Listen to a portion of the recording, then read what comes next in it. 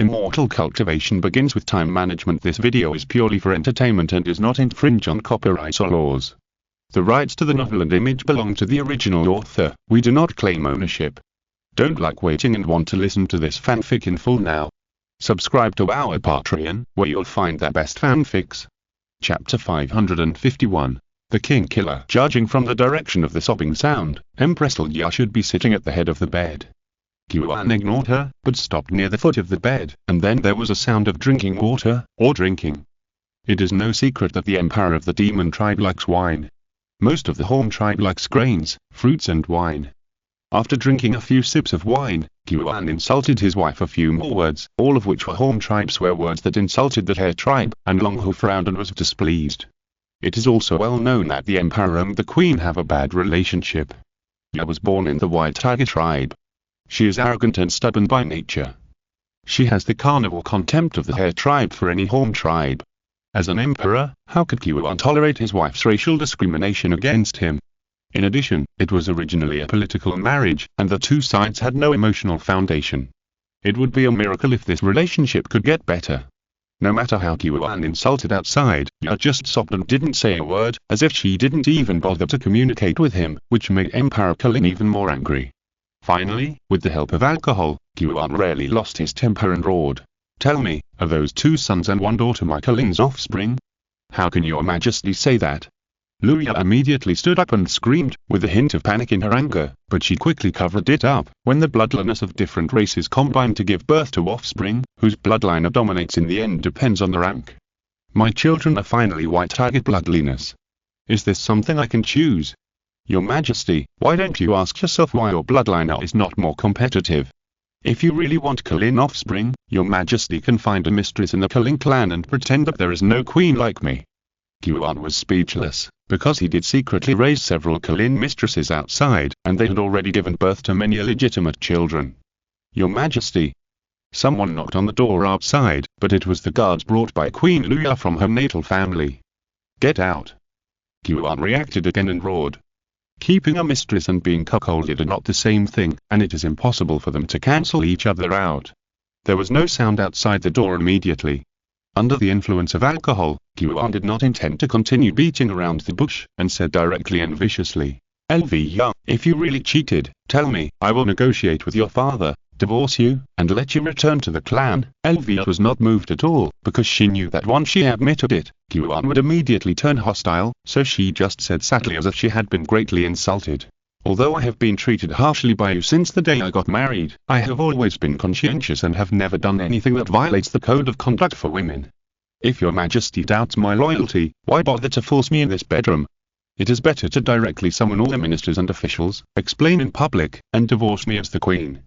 You evil woman." Yuan's anger surged rapidly.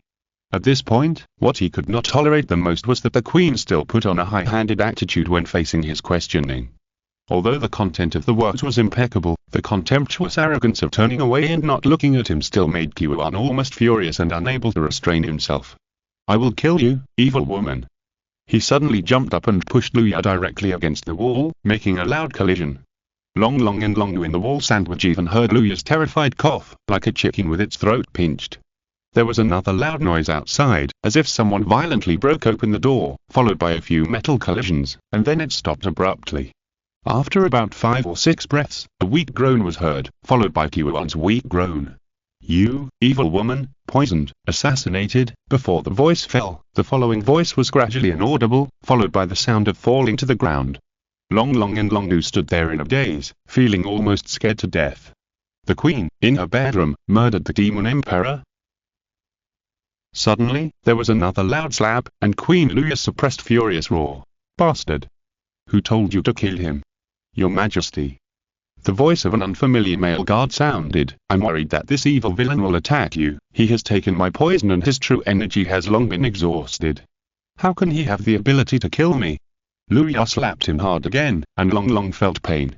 "If you had cooperated with me to subdue him, you could have asked him to report to the outside world due to illness, and I could have taken the opportunity to seize the power of the government. Such a perfect plan was ruined by you, a bastard. Your Majesty, please forgive me." There was a sound of something kneeling on the ground, followed by urgent words of persuasion. "The most urgent thing is to conceal your majesty's death and find a way out." "You bastard, you still know how to persuade me to find a way out at this time. Idiot." Luya kicked him down, paced around the room for a while, gritted his teeth and said, "It's easy to say when he's alive, but how can I hide it now that he's dead? Bastard." After a while, she finally sorted out her thoughts and said viciously, "Last time I asked you to check his illegitimate child, didn't I? You'll leave the tower immediately and kill all his mistresses and other illegitimate children. Only leave the youngest child and bring him to the Shenlong Tower. Do it cleanly, disguise it as a mob, and don't involve me. Otherwise, I will make you die." The male guard quickly took the order and left in a hurry. Then, Luya's terrified crying and desperate and painful shouting rang out in the bedroom. "Come quickly! Come quickly! His Majesty has been assassinated." Hearing Luya's hasty cry for help, Long Long immediately knew that he could not delay any longer, and hurriedly pulled Long Yu's hand to leave the wall interlayer and quickly climbed down from the hole in the floor. Fortunately, the queen kept calling for help, so the two of them left quietly. Long Long and Long Yu ran wildly in the secret passage, only to hear hurried footsteps coming from outside. Obviously, a large group of monks were rushing to the upper floors of the tower. Running all the way back to the room at the bottom of the Shenlong Tower, Long Long quickly used the divine light and the 5 elements to completely seal the entrance of the passage. After no trace could be seen from the outside, he quickly dragged the carpet over to cover it. "Long Long, what should I do?" Long Yu said in panic, his heart beating as if it was about to jump out of his chest. "It's too scary." "Don't worry." Long Long thought nervously again. "First of all, the death of the Emperor will inevitably lead to a power vacuum in the upper echelons of Thongzhou. There'll definitely be people trying to fill this vacuum, such as the Queen who is eager to find the Emperor's illegitimate child, and other culling elders who are closely related to Qiuan and have sufficient cultivation, and so on. So the question is, for the Dragon Clan, is such a change in the situation a blessing or a curse?" Chapter 552 The storm is coming. After witnessing the murder, even though she had returned to the basement, Long Hu's heart was still beating hard. She was not afraid of death, but she did not understand how a demon cultivator like Qiuan, whose status and cultivation had almost reached the top, could die so easily from such a despicable murder. If Long Long knew her thoughts, he would definitely sneer. "You are still too young and too naive. No matter what level of cultivator, even the immortal level, in certain specific circumstances, they can even be killed by mortals who are powerless. Poisoning is a common situation. After all, whether it is magic weapons, flying swords, Taoist methods or bloodliner magical powers, they all need corresponding true essence to support them. Once the true essence is exhausted, it is like fish on the chopping board, and can only be slaughtered by others. Even some things that are so-called immortal and indestructible also have corresponding restrained methods. Perhaps only the Hunyuan Daluo Jingxian realm recorded in the legend can achieve true immortality. In short, Long Long is not a dragon fox. He did not feel sad for Qiuan's death. What he really worried about was a series of chain reactions caused by the Emperor's death. First of all, this murder was both premeditated and accidental. Premeditated means that the Queen put some special poison in the wine pot for the Emperor, which made his true essence exhausted and unable to fight back. She also arranged guards loyal to the Queen to guard outside. It was obviously planned to subdue Qiuan and then hold the Emperor hostage to command the princes. What happened unexpectedly was Qiuan's death. Obviously, the guard did not completely obey that Queen's instructions, and he also had his own little thoughts.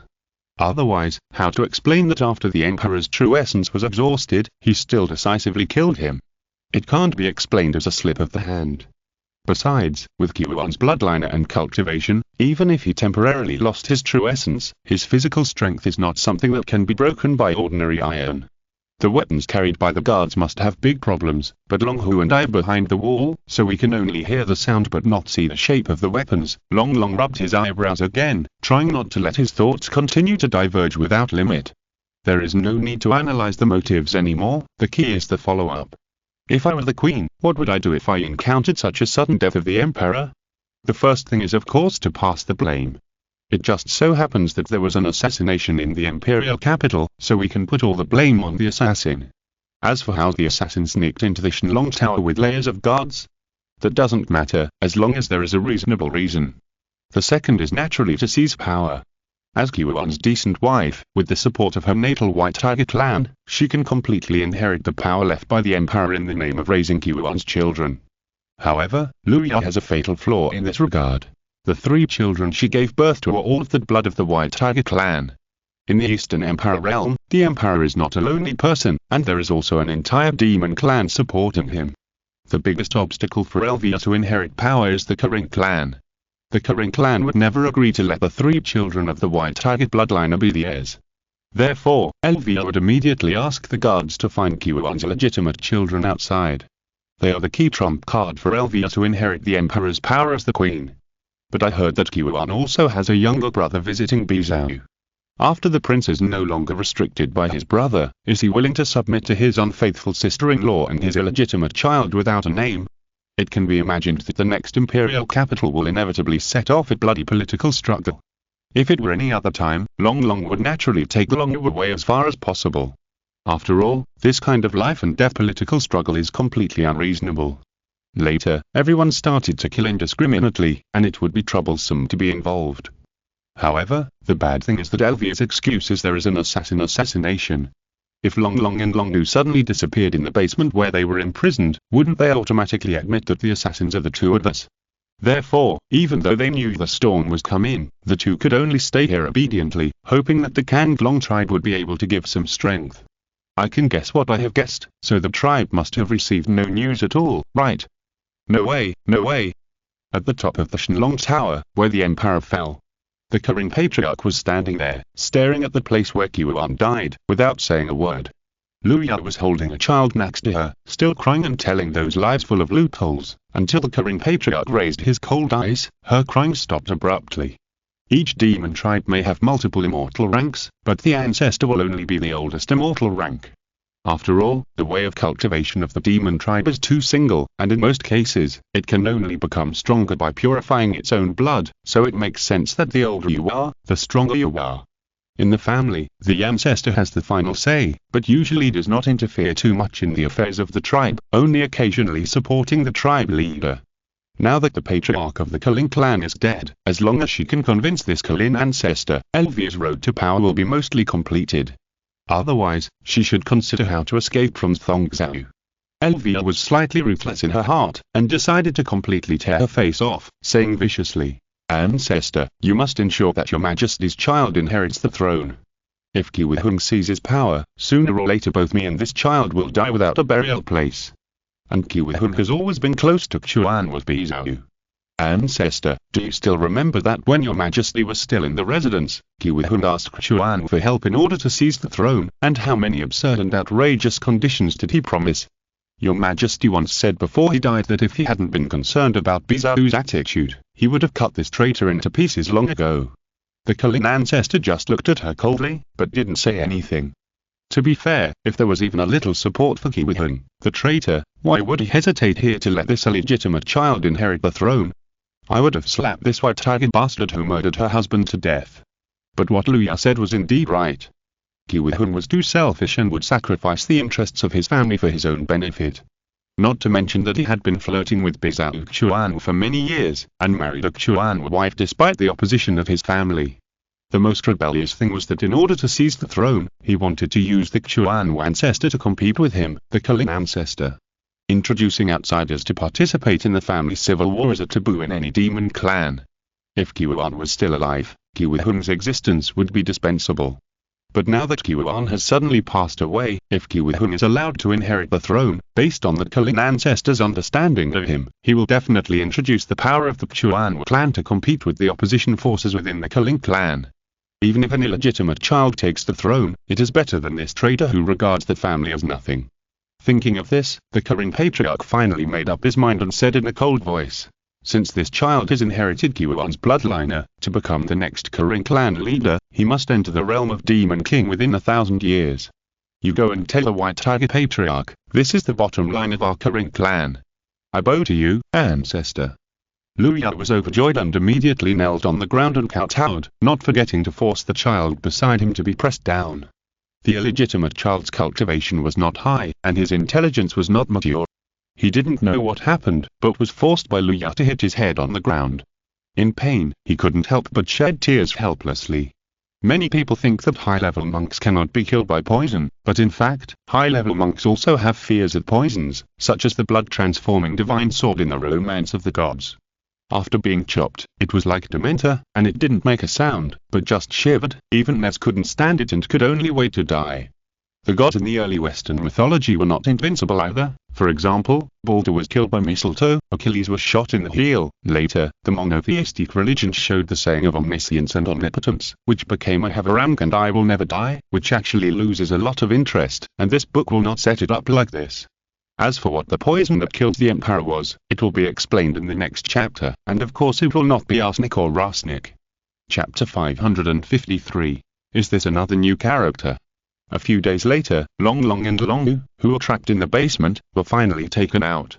The clan leader King Beowan frowned, and the two elders were expressionless as they met the two in the reception room. After the Kalink guards left, King Beowan relaxed his expression and said gently, "I'm sorry for the trouble you've suffered during this period." No. Long Long immediately said hypocritically, "The clan was caught off guard by the sudden assassination. The Kalink clan imprisoned us, after all, under the pretext of protecting our lives, and the clan could not cope with it in a short period of time. As for the fact that we have finally escaped successfully, we have to thank the clan for their many external mediations during this period." The clan leader and the two elders looked at each other for a moment, and were all shocked by Long Long's deep sense of justice and gratitude. Dragons are violent by nature, especially the young dragon. If it were any other descendant of the dragon clan, they would either vent their anger on the clan or rush to seek an explanation from the Kalink clan after being locked up for so many days. How could they be as calm and composed as Long Long? It's great that you think so. King Beowan was relieved and gave up the prepared words. Instead, he spoke frankly to the two of them and said, "In fact, after the day you were assassinated, Kyuan took you away without explanation on the grounds of protecting your safety. The clan was indeed not prepared at all. In fact, the reason why Kyuan did this was because he was attracted by your bloodline." "What, you were greedy for my fox body again?" Long Long was immediately furious, but then he realized something was wrong. Because the clan leader and the two elders were not looking at Longu, but at themselves. "What? Someone is greedy for my Long Long's body." Long finally reacted, and his face turned cold and he was very angry. Longu is the offspring of that person. Originally, the clan thought that the Kalink clan was interested in Longu. King Beowan explained awkwardly, but from the subsequent negotiations, the Kalink side seems to be more afraid of Longu's background, and even asked us to downplay her identity and not publicize it to the outside world. Long Long was silent for a moment, and after thinking about it, he understood his statement effortlessly. If it were another demon clan, of course they would hope to borrow the name of Longu, daughter of Yinglong, to add some legality to themselves. But the Kalink clan has been an imperial clan for many years and has established its own legality. If it is incorporated into the legality of the previous dynasty through marriage, it is hard to say which is more beneficial or harmful. Kyuan himself is not a forbearing person, and he directly expressed the emperor's attitude to Kanglong. First, Longu's identity is not allowed to be publicly publicized, and the royal family will not recognize it in any form. If the Dragon clan does not handle this aspect well, it will undoubtedly be regarded by the Kalink clan as an attempt to interfere with the throne. Second, Kyuan is willing to marry his youngest daughter Kyingzhu to Long Long as his legal wife. Kyingzhu's bloodline rank is not as good as Long Long's, so the Kalink clan must have taken advantage of her offspring and got a better bloodliner for nothing. But the Kalink clan is an imperial clan after all.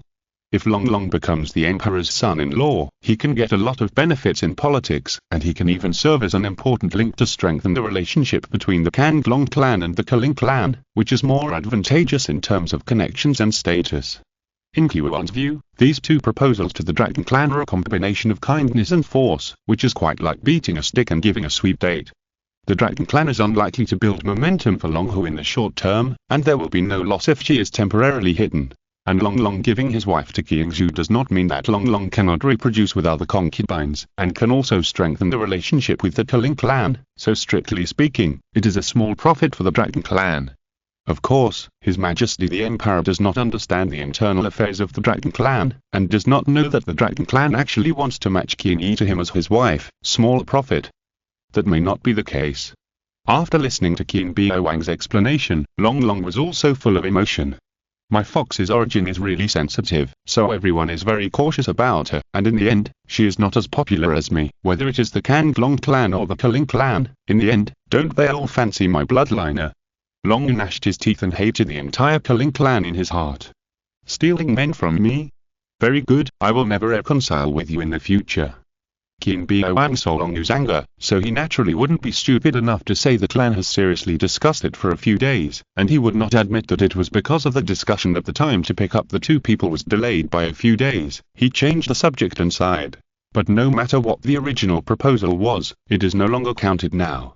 You don't know inside, just a few days ago, that Majesty has passed away. Long. No, we know, and we knew it earlier than you. We heard him die on the spot.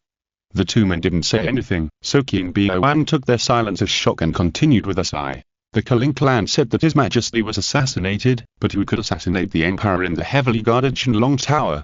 Before the assassination, the assassin poisoned Qiwan with a poison called Cold Smoke and Crimson Cloud Saliva. This is a secret poison of our Dragon clan. If the person who takes it is not a Dragon clan, he will lose all his power in a short period of time, and even the immortal level will not be spared.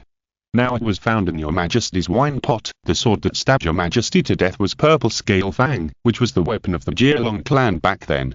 It has the evil power to destroy armor and destroy the body, and its whereabouts have been lost for many years. If someone says that it was hidden by our Kanglong clan, how can we defend ourselves? Why do we need to explain this? Long laughed and said, who would use their own weapons to assassinate His Majesty and leave evidence at the scene? Those who don't want to believe it will naturally not believe it. If they're hostile to our Dragon clan, even if we lay out the evidence, they will find ways to throw dirty water on us. What's the use of explanation? Now, the most crucial thing is not the outside world speculation about the assassin, but the judgment of the Cunning clan. If the Cunning clan pretends not to understand and insists on using this kind of evidence full of loopholes to blame our Dragon clan, that will be a real trouble. Qin Biao looked at Long with a complicated expression, and after a while he said, you're right. The condition offered by the Cunning clan now is to marry Qiangzhu to you. Dragon Fox. Regardless of the Dragon Fox who was almost about to explode, Qin Biao shook his head and smiled bitterly, saying, as long as you and Qiangzhu have an engagement, the Cunning clan will announce the assassin's identity to the public, and it has nothing to do with our Dragon clan. I heard that this is the intention of the Queen. The Queen, Long, who immediately got angry, and was about to point out that the Queen was the murderer who killed the Emperor, but was interrupted by Long and said, what virtue and ability do I, Long, have, and why does the Emperor insist on marrying his daughter to me? On the surface, it is the will of the Emperor. Qin Biao replied, actually, in fact, it is naturally coveting your blood. However, Long did not think so. He knew who was the murderer who killed the Emperor, and he knew that the reason why Luya chose to do this was actually to take the opportunity to tie the Dragon clan to the chariot of the mother and son. After all, both Queen Luya and the Cunning ancestor had determined that Qiwan, the Cunning Prince of Bizhou, was almost certain to rebel. Chapter 554. Long is taking a political class. The atmosphere in the hall was really awkward. Long was already gritting her teeth, but she knew that she couldn't blame the clan for this, so she could only remain silent and act dumb. The clan leader Qin Biao and the two elders also saw that Long was very unhappy, so they comforted her, saying that the clan would definitely not force the two to make sacrifices, but now that Qin was so powerful, it was not easy to refuse directly. Long could tell this was a delaying tactic, and she felt even more depressed. When Long first heard Qin Biao say that Qin wanted to marry Qiangzhu to him as his legal wife, he felt a little uneasy. A female fox was fine, a female dragon was not bad either, but was this female tiger a little too much? However, many years of lurking as a traitor had already cultivated Long's meticulous character.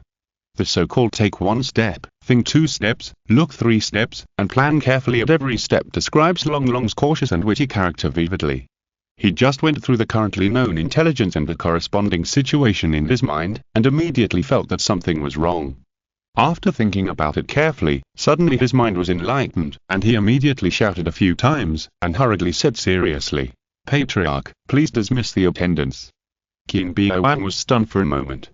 There were only us in this hall. What attendant should be dismissed? But he quickly reacted and winked at the elder Qin Kang. Qin Kang quickly performed magic, and the dragon's might spread in all directions. No one is around. After a moment, the elder confirmed, you can speak. Junior has something unclear, I would like to ask the three seniors. Long Long asked slowly. Now that Kulin Patriarch and Demon Emperor Qiwan has fallen, there are two people who can succeed him. One is his illegitimate son, and the other is his brother Qiwan. Is what Junior said correct? Yes. Qin Biawan said. What is the attitude of Kulin Patriarch? Long Long asked again. Qin Biawan was a little disappointed. That's it? You don't even know the political situation of the Kulin family. Have you listened carefully in your political classes? But he soon realized the problem. Long Long's political class grades are the best in the class. How could he not know this? It's just an inductive question. So Qin Biawan showed an encouraging expression and said, Kulin Patriarch will never let Qiwan succeed to the throne. Why is that? Long Long asked calmly, but there was no expression of seeking an explanation on his face. The elder Qin Kan glanced at the thoughtful Long Hu next to him and explained, because when Qiwan competed with Qiwan for the throne, he borrowed too much power from the Chuan clan, resulting in his basic power base now almost completely overlapping with that of the Chuan clan. Involving outsiders in the family civil war is a taboo for any demon clan, so Kulin Patriarch has long been deeply disgusted with Qiwan. Of course, Long Long is also very clear about these basic political common sense. It is said that in his early years, in order to compete for the throne, Qiwan not only married with the Chuan clan, but also signed many deeply binding treaties in private. Even the neutral faction in the Kulin clan couldn't stand it, and called the Kulin prince the son-in-law of the turtle family. Many elders came out to support Qiwan at the last minute, and finally successfully pushed him to the position of patriarch and emperor. It was because Qiwan pursued strength too much, and even sacrificed the interests of the family in turn, which made many Kulins who were ethnocentric feel cold to him. In this case, Long Long asked again knowingly, why didn't the Kulin ancestor kill Qiwan, but let him continue to live freely in Bizhou? Of course it's because of the protection of the Chuan ancestor. Qin Biawan replied. In terms of the overall strength of the immortal level, the Kulin clan is stronger than other demon clans in the East Empire realm, otherwise they would not be able to sit firmly on the throne of the royal family. But the problem is that if the Kulin and Chuan clans fight each other with immortal levels, the other demon clans will definitely benefit in the end.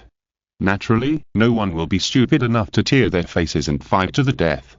Therefore, unless there is a strength that can completely swallow the other party, everyone would rather use the immortal level as a nuclear weapon for deterrence, and usually use negotiation, mediation or proxy war to resolve conflicts, which also constitutes a unique political ecological environment in the Eastern Empire realm. In other words, Qiwan is protected by the Chuan clan, and the Kulin ancestor does not want to tear his face with the Chuan, so he temporarily tolerates his existence. However, it is absolutely unacceptable that the Chuan clan uses Qiwan to interfere in the internal affairs of the Kulin clan. Long Long finally concluded, and seeing the three Draken elders nodding, he asked again. In this case, who will the Kulin ancestor choose to replace Qiwan to inherit the throne? Of course it's the illegitimate child. Long finally couldn't help answering.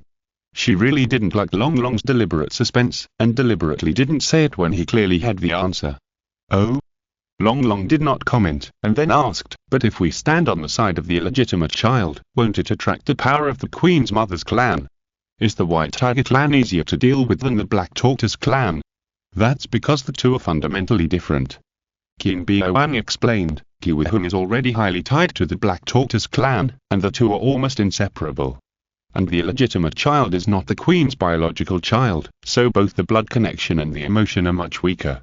The Kulin ancestor has plenty of time to pull Qiwan's illegitimate son to the Kulin clan. And the Queen's own recognition of the illegitimate child is also a supplement to his weak legal rationality. The support of the White Tiger clan behind it can help the Kulin clan resist the interference of the Black Tortoise clan, so they can actually have a cooperative relationship. At this point, Qin Biawan smiled and said to Long Long, "Do you think I'm right?" Long Long was speechless. It was something that could be clearly explained by the White Tiger can form an alliance when it is weak, but the Black Tortoise cannot make peace when it is strong, but he had to waste so much time, so he smiled and said, "The clan leader is wise and has a keen eye. But I have another question. If the Kulin ancestor chooses to support the Queen's illegitimate son and reaches an alliance of interests with the White Tiger clan, then can the Black Tortoise clan defeat it?" Qin Biawan and the two elders immediately pondered. No. The great elder Qin Kan was the first to make a judgment. There is the Kulin ancestor to deter Kulin. It is estimated that the forces supporting the illegitimate child will be greater than the forces opposing. Coupled with the support of the White Tiger clan, it will have an absolute advantage over the Chuan clan. So, what will the Chuan clan do after learning that the Culling ancestor has made a decision?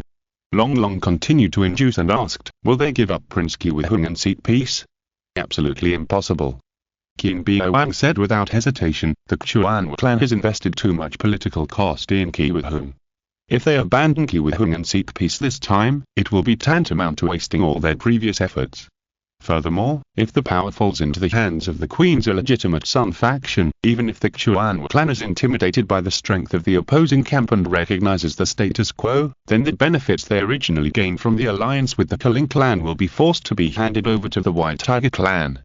The other two Dragon Elders, following Qin Biawang's words, suddenly thought of the key point that they had been ignoring. In fact, when Emperor Qiwan was in power, the political situation in the East Empire realm remained very stable. He hated his wife Liu Yang, but tolerated her to stay by his side.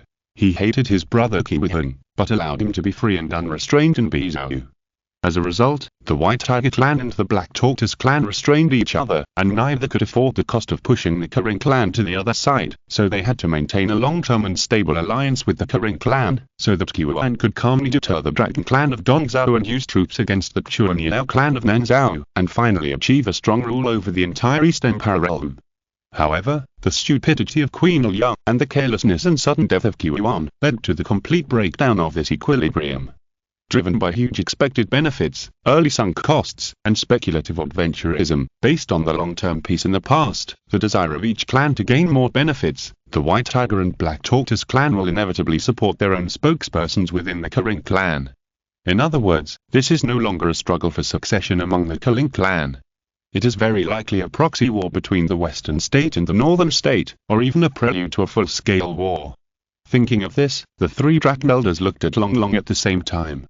This time, the expressions on their faces were no longer the kind expressions of "is what I said right?" that they used to teach their juniors, but some serious expressions that required his immediate confirmation. Chapter 555. You, the clan leader, are a loser. The atmosphere in the hall was already extremely solemn. If Long only thought of the first level, the Emperor was killed, then the original clan leader Qin Biawang and the two elders thought of the second level, the war of succession will occur within the Culling clan. If it was just a civil war within the Culling clan, the Kanglong clan would naturally remain a leisurely bystander, and even if the time was right, they could point fingers at the Culling clan, just like what the Chuan clan did to Qiwihung. However, after being reminded by the smart Long Long, they quickly thought of the neglected third level. Behind these two heirs, there stood Shizao and Bizhou respectively. When Qiwan was in power, the Culling clan allied with the Chuan clan and married the White Tiger clan, but the overall distribution of interests was still more inclined to the Chuan clan. This was not due to his own likes and dislikes, but a continuation of the policy of the previous Culling clan leader. The reason why the Culling was able to replace the Jialong was because of the alliance and support with the Chuan clan, which was part of the traditional friendship of the Kering Turtle Alliance. However, now that the Kering Patriarch has chosen the Queen's illegitimate son camp, the strength of the White Tiger Kering alliance has surpassed that of the Black Tortoise. From the perspective of the White Tiger clan, it is an inevitable choice to defend the Queen's legality and support the illegitimate son's promotion. Because the interests involved are too huge, as long as they can achieve the final victory, even if they swallow up all the interests of the Black Tortoise clan in the Thongzhou royal court, it is not impossible to do so. From the perspective of the Black Tortoise clan, the loss of defeat is also too huge, so the possibility of surrendering without a fight is almost zero. Both sides will inevitably wrestle. This is not a civil war of the Kering clan at all. The junior is stupid. I want to confirm with the three seniors again. Long Long continued in a deep voice, now, which side is stronger, the alliance of the Kering Patriarch and the White Tiger clan, or the camp of the Black Tortoise clan and Qiwihung? Of course it is the White Tiger clan. Qin Biawang answered without hesitation. Although Queen Liu has a negative reputation within the Culling clan, it is offset by the positive prestige of the Culling Patriarch. In addition, Qiwihung's frequent envoys to Bizhou have a bad reputation within the clan. Most of the Culling clan must support the White Tiger clan. The fairy-level strength of the White Tiger and the Black Tortoise is not much different. The internal team of the Culling clan is the key to determine the final victory or defeat. Then, will the Black Tortoise not think of this? Long Long asked without pause. If the clan leader is the Black Tortoise Patriarch, how will he respond? This shout was like lightning across the night sky, pulling King Bio Wang's thoughts deeper again. Will the Black Tortoise clan not think of this? Impossible. The Karen Patriarch chose to support the illegitimate child and at the same time strongly defined the assassin's matter. It was clear that he was afraid that Ki Hung had a deep relationship with the Black Tortoise clan, and finally chose to stand on the side of the Queen and deepen the alliance with the White Tiger clan. The balance of power was broken, and Kalin had to choose one of the two. There was no other option.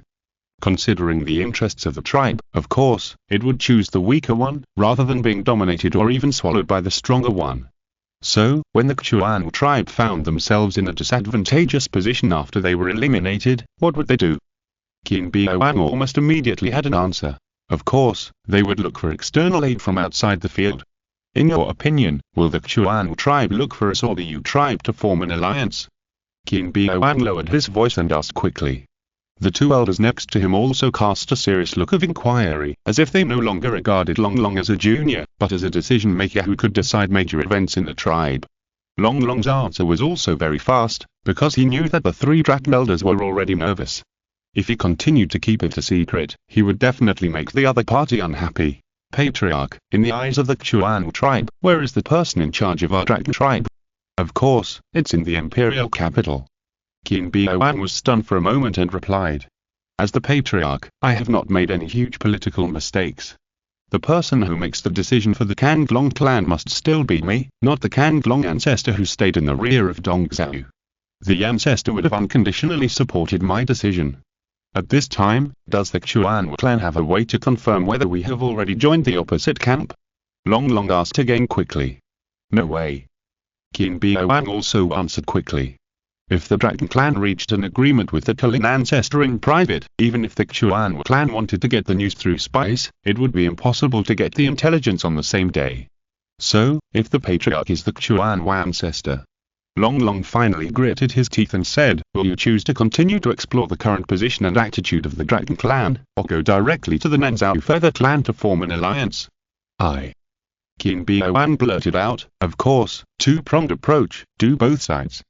The Nanzhou Feather clan will not compromise with his Thongzhou royal court. The two sides have long-term war hatred and territorial interests. The Feather clan will definitely not give up the opportunity to attack the Thongzhou royal court. Therefore, Chuan will definitely contact Nanzhou as soon as possible, and quickly test Kanglong's attitude. As long as Chuan and Thu now form an alliance, the original disadvantage in strength will be quickly leveled, and the two camps can be said to be evenly matched, with little difference. In other words, the attitude of the last force in the East Empire realm, Dongzhou Kanglong, will become the key to the balance of the war. Thinking of this, Qin Biao and the two elders looked at each other for a moment, and read the joy in each other's eyes. Long Long almost vomited blood when he saw it. How can you be so happy? You don't think you can just sit back and watch and reap the benefits? Patriarch. He didn't intend to continue guiding the thinking, and could only remind anxiously, if even the Feather clan of Nanzhou was involved, this is not a local war. It is a full-scale war that affects the entire Donghuan realm.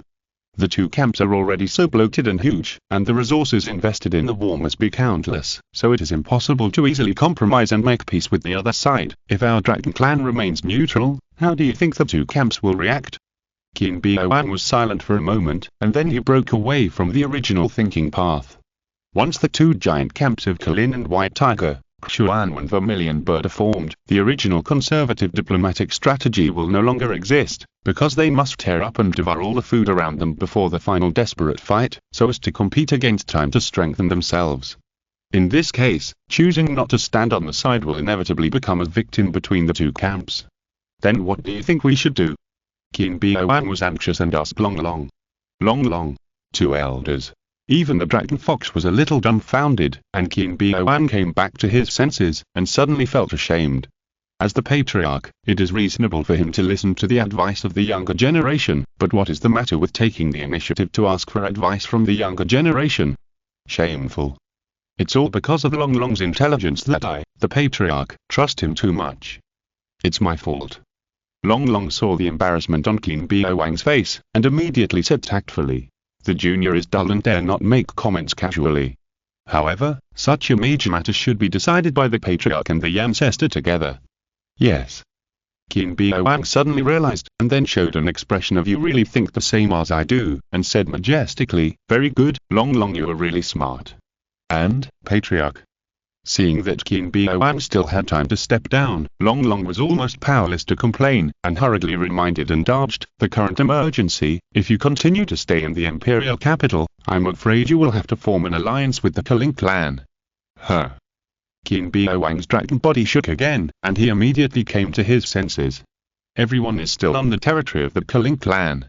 If the Cunning ancestor gets angry and captures Long Long to marry him directly, and then announces it to the world, then they will have to form an alliance even if they don't want to. "No, we have to leave quickly," he hurriedly said to the two elders. Of course. The two elders were also speechless. "What's wrong with you, the clan leader? Why are you being commanded around by Long Long, a junior?"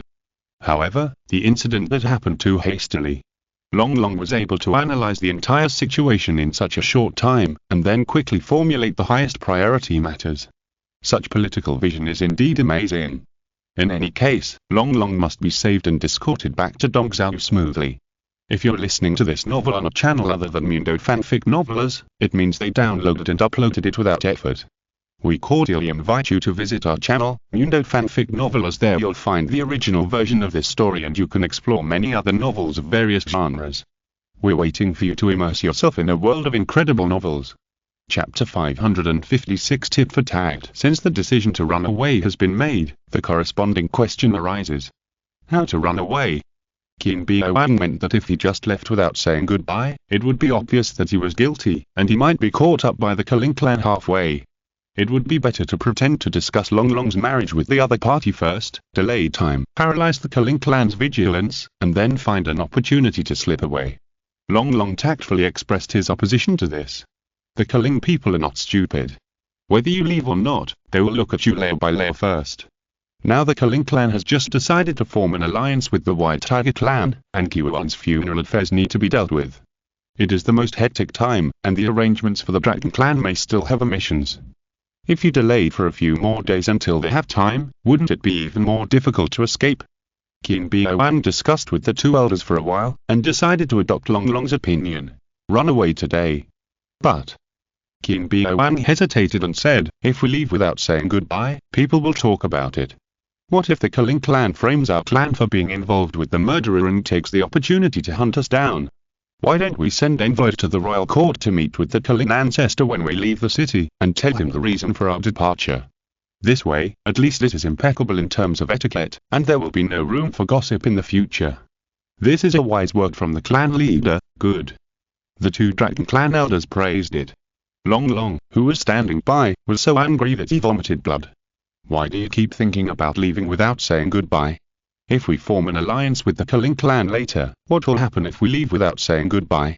What if we can push our Dragon clan to the opposite side? If we form an alliance with the Chuan clan, then the Cunning clan will be our enemy. Isn't it even more unnecessary to say goodbye?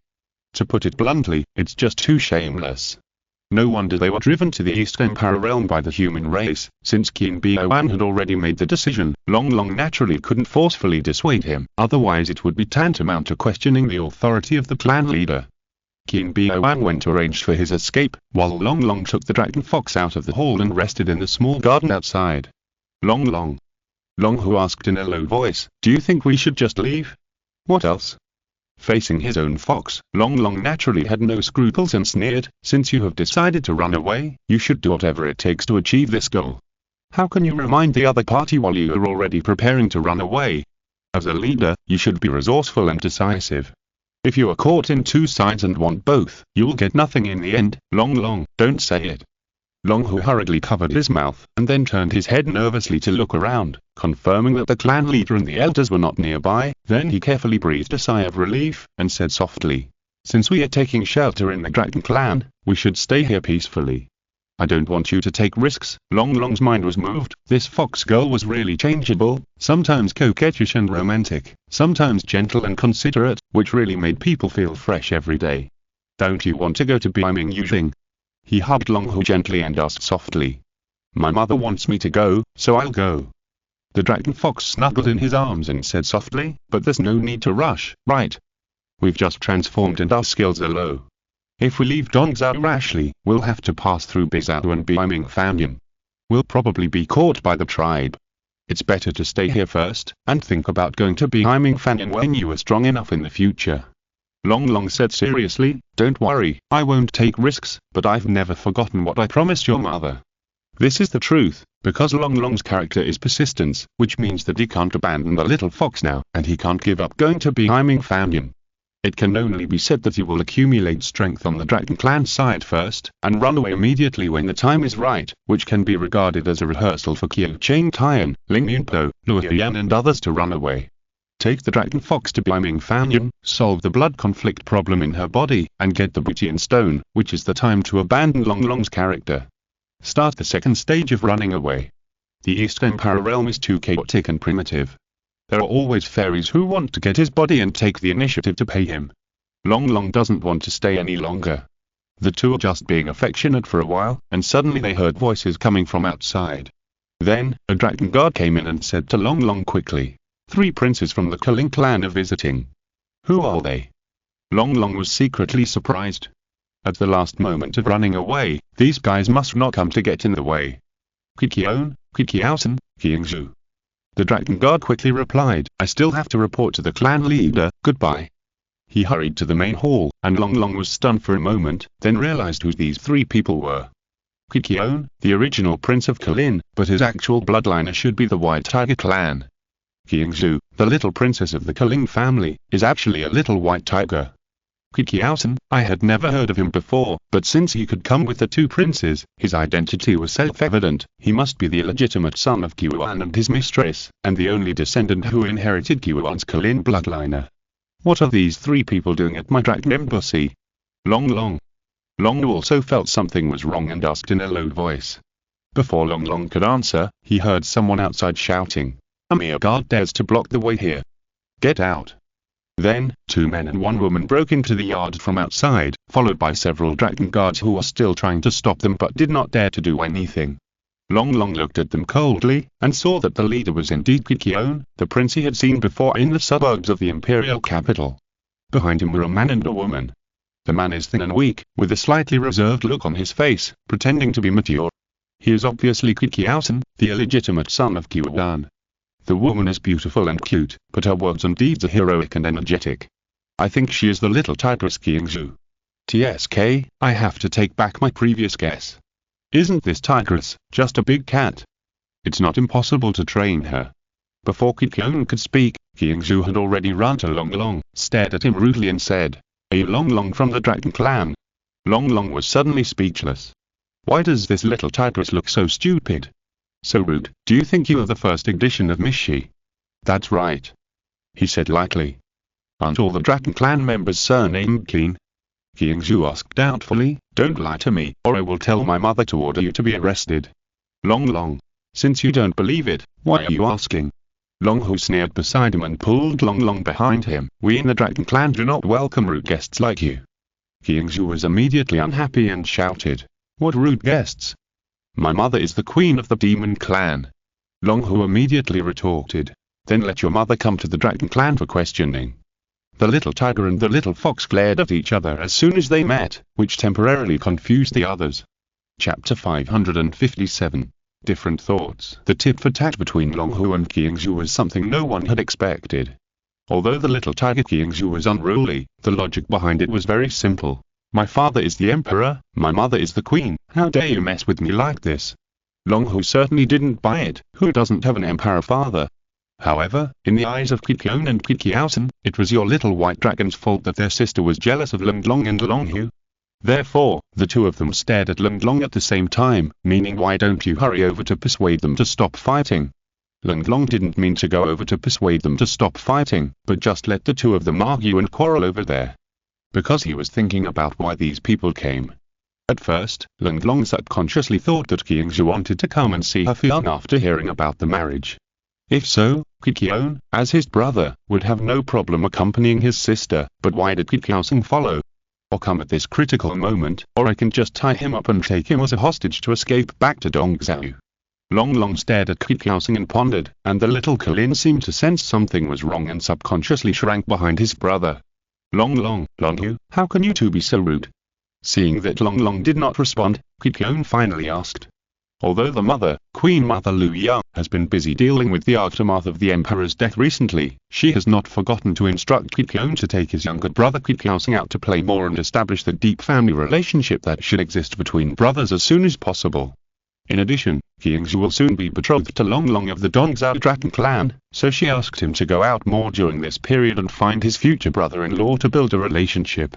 The attitude of the Kanglong clan is crucial to the Kaling royal court at this time and cannot be easily offended. Kikaon nodded in agreement, but he was very unhappy in his heart. His fiancée suddenly died, his sister suddenly got married, and he had a younger brother for no reason. He inexplicably took away the attention and love of the whole clan, the ancestors and his mother. How could he, the eldest prince, be happy? Kikaon was born a white tiger, and his temperament was naturally irritable and unruly. In addition, he was spoiled by his mother since he was a child, and he had almost no political IQ. Soon, he was smart and came up with an idea. He brought his younger brother Kikaosing with him under the pretext of accompanying his sister to investigate a Fiang. Seeing that this prince dared to put on airs with him, Long Long didn't know how to react. Didn't your mother tell you that the Dongzhou Dragon clan is now something you can't afford to offend? If you really make us angry, we will switch to the Chuan clan and join forces with the Feather clan to kill you. Your highnesses have come from afar. Please forgive the Dragon clan for not welcoming you. Long Long responded calmly. You're indeed rude. Upon hearing this, the little Kaling came out from behind his brother and said with a frown, although you were born in the Dragon clan, you have no title. Why don't you bow to the royal prince? Long Long. Is this Kalin illegitimate son sick in the head? He actually asks us Dragon clan to observe etiquette. Seeing Long Long speechless for a moment, Qiangzhu thought he was embarrassed, and subconsciously defended her Fiang. Cao Song, we will be family in the future, there is no need to be so formal. We are not married yet, there is a difference between the monarch and the minister, and we must not be rude. Kikaosing's expression eased, and he turned to an educational tone and reminded Long Long, if people see it outside, it will also affect the reputation of the Dragon clan. Long Long. Now he can see clearly. Among the three brothers and sisters, the eldest Prince Kikaon has a rough and unruly personality, without any IQ.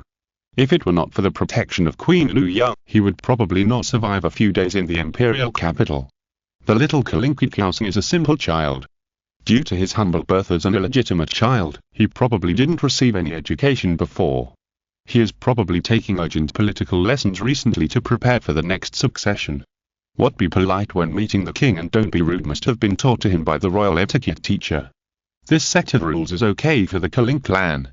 After all, illegitimate children are born with a lack of status, and using etiquette to suppress others is also a qualified operation, but the teacher must not have had time to tell him not to use this set of standards to provoke the big princes. As for the little princess Qiangzhu, although she is also a spoiled child, she at least retains the virtues of compassion and integrity, so she is not as notorious as her brother. Long you certainly can't fail to see these characteristics that Long Long has seen through, and he just feels angry and funny in his heart.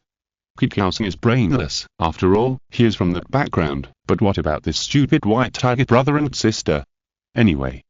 Kikaosing didn't know that he was secretly despised, but continued to say seriously, this time we are not here officially, but for a private visit, so there is no need to inform the elders of the Dragon clan. I see. Seeing his serious look, Long Long sighed in his heart and said, Your Highnesses, please come in and take a seat. I will call someone to serve tea. No need to be so formal. Kikaon interrupted him and said, This is our first time to the Dragon clan embassy. Just take us around outside. I heard that there is a deserted tower in your backyard. That's right. Long Long was a little surprised. That's where the Dragon Emperor Long Yi lived alone in seclusion when he was young, but it has been abandoned and in disrepair for many years. Long Yi's former residence. The little Kaling Kikaosing's eyes lit up immediately. Long Yi is the grandfather of Yinglong Emperor Long Yuan, that is, Long Yu's great-grandfather. He was also an illegitimate child at the time. He was not favored in the Jialong clan at all. He lived alone in a high tower with his mother when he was young. Later, relying on his personal struggle, and the progress of the times, he finally succeeded in turning over and ascending to the throne. His life can be regarded as a classic textbook of struggle, which is very inspiring. Long was not familiar with his grandfather, so he naturally had no interest in his great-grandfather. Kikausen was different. He had not received royal education for Long. The first lesson of his history class was about Long Yi's glorious struggle life. In addition, he was also an illegitimate child, which made the little Colin regard him as his spiritual idol and spiritual mentor. "Can you take me to visit for a while?" Kikausen said seriously. "I admire His Majesty the Dragon Emperor very much. If I can see his former residence, it will be worth the trip." Although there is also that concept of posthumous titles in the Donghuan demon world, everyone is a root demon, and there is no taboo to call by name. Kikausen respectfully called him His Majesty the Dragon Emperor, which shows that he really admired Long Yi from the bottom of his heart, which made Long laugh again. "It seems that this Colin is indeed honored. Since your highness is so interested, how dare I refuse? Please follow me." Long agreed with a smile. Long led the three people to the backyard, and Long Yu quietly approached behind him and whispered to Long, "Why are they here this time? They don't see the elders, so they can't really come here to play." "I don't know." Long thought for a moment. "Business is at hand, let's deal with them first." Seeing the two people whispering and rubbing their ears, Qingzhu was annoyed from behind, and her fighting spirit to monopolize Long became even higher. "Even if he is a Fiang, he is still my husband.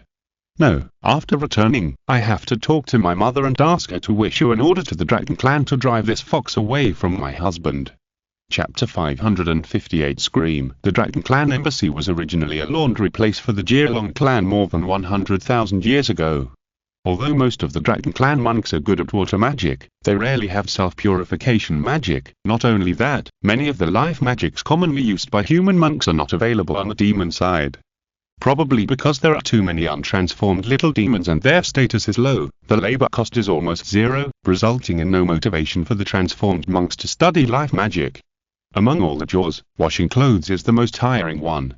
It can be seen that Long Yi's status in the Dragon Clan in his early years must not be high, and his bloodline of grade must be pitifully low, otherwise he would not live in such a place. There is a small hill behind the station. There is a pool on the hill and water keeps flowing down, passing through the courtyard where the Dragon Clan embassy is located. The desolate tower is next to the hill. It has been repaired many times during the Dragon Clan era, and it gradually declined after the change of dynasties. Now the outer wall of the wall has long fallen off, part of it is surrounded by moss and vines, and part of it is decayed and weathered, revealing the mottled stone section inside. The wooden floor inside was only a wreckage, and the furniture had all disappeared. Even the remaining lampstands on the ceiling were almost rusted away. I never thought that the famous Emperor Longwu had such a poor family in his early years. Kikausen stepped on the rotten floor and looked at the almost empty surroundings, and couldn't help but sigh. No, more than 100,000 years have passed. Even if it was originally a magnificent place, there must be nothing left, right? Long complained in his heart, but said, "When God wants to give a man a great responsibility, he must first make his heart and mind suffer, his muscles and bones work hard, and his body starve." This is a very good saying. Kikausen clapped his hands and said, "It's like a sword. It's hard to be sharp without sharpening." Seeing that the little Colin looked so moved, Long didn't want to continue chatting for a while. He just hoped that this person would get tired and leave as soon as possible, so that he could run away with the Dragon Clan leaders and elders.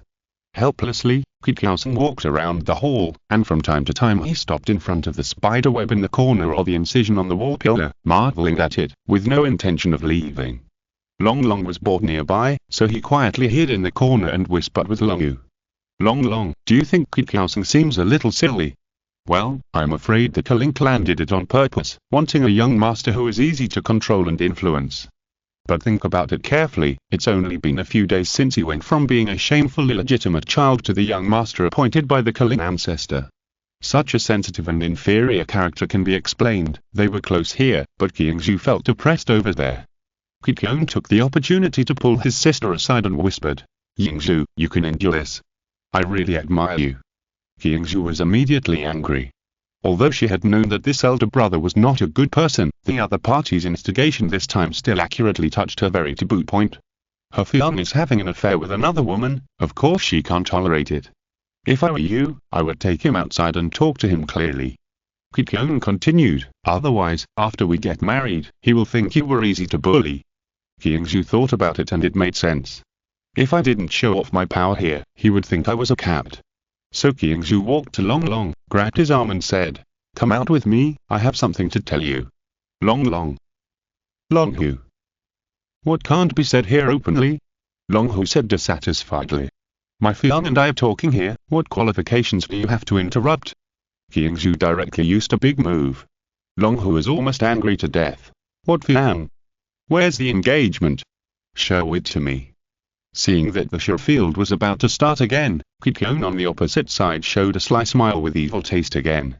Of course, Long Long was unwilling to be laughed at here, and hurriedly said to the two of them, "Let's talk outside, let's talk outside."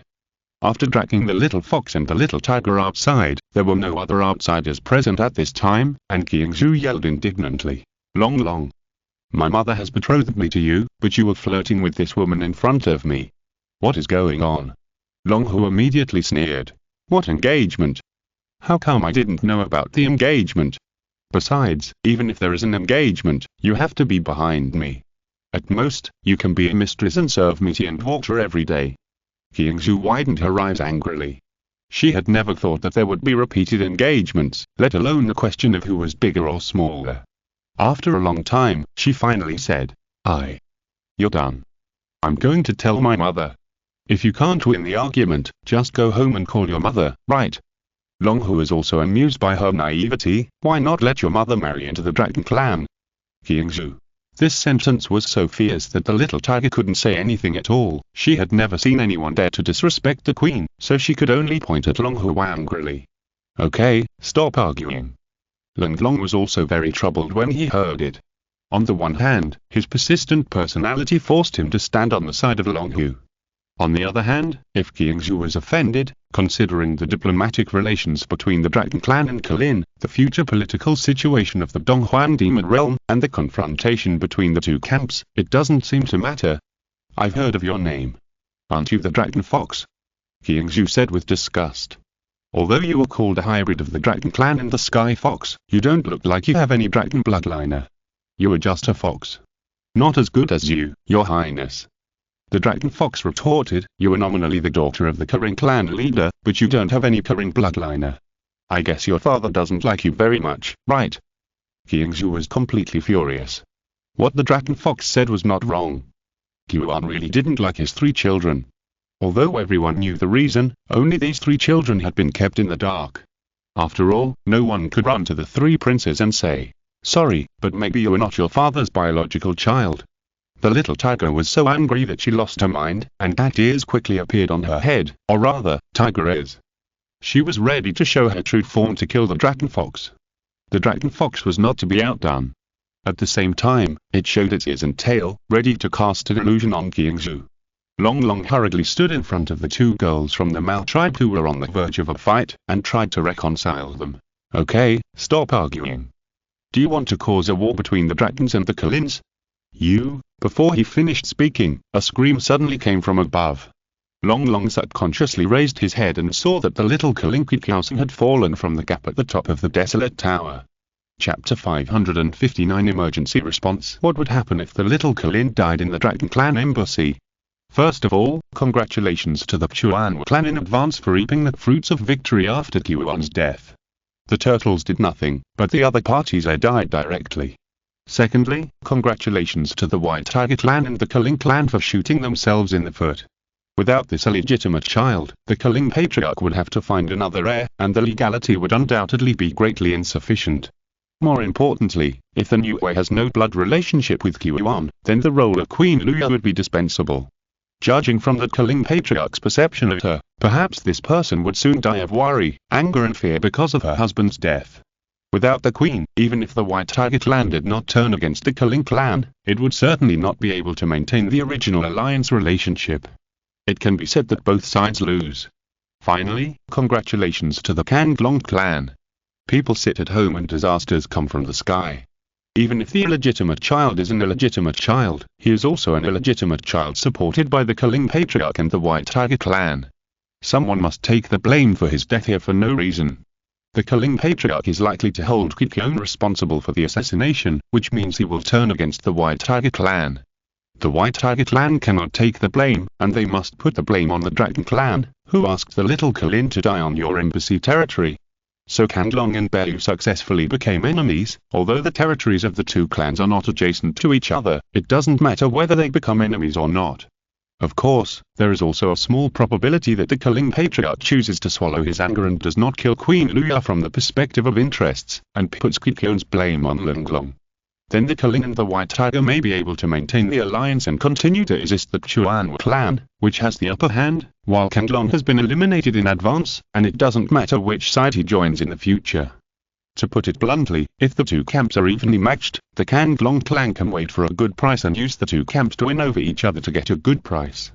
But if the little Kalin dies here, the Chuan clan will win in advance, the White Tiger and the Kalin will lose in advance, and the Dragon clan will take the blame for nothing. Although they did not lose as badly as they did, they still lost a lot. Of course, the loss of the Dragon clan and the growth of the Chuan were not good things for Longlong.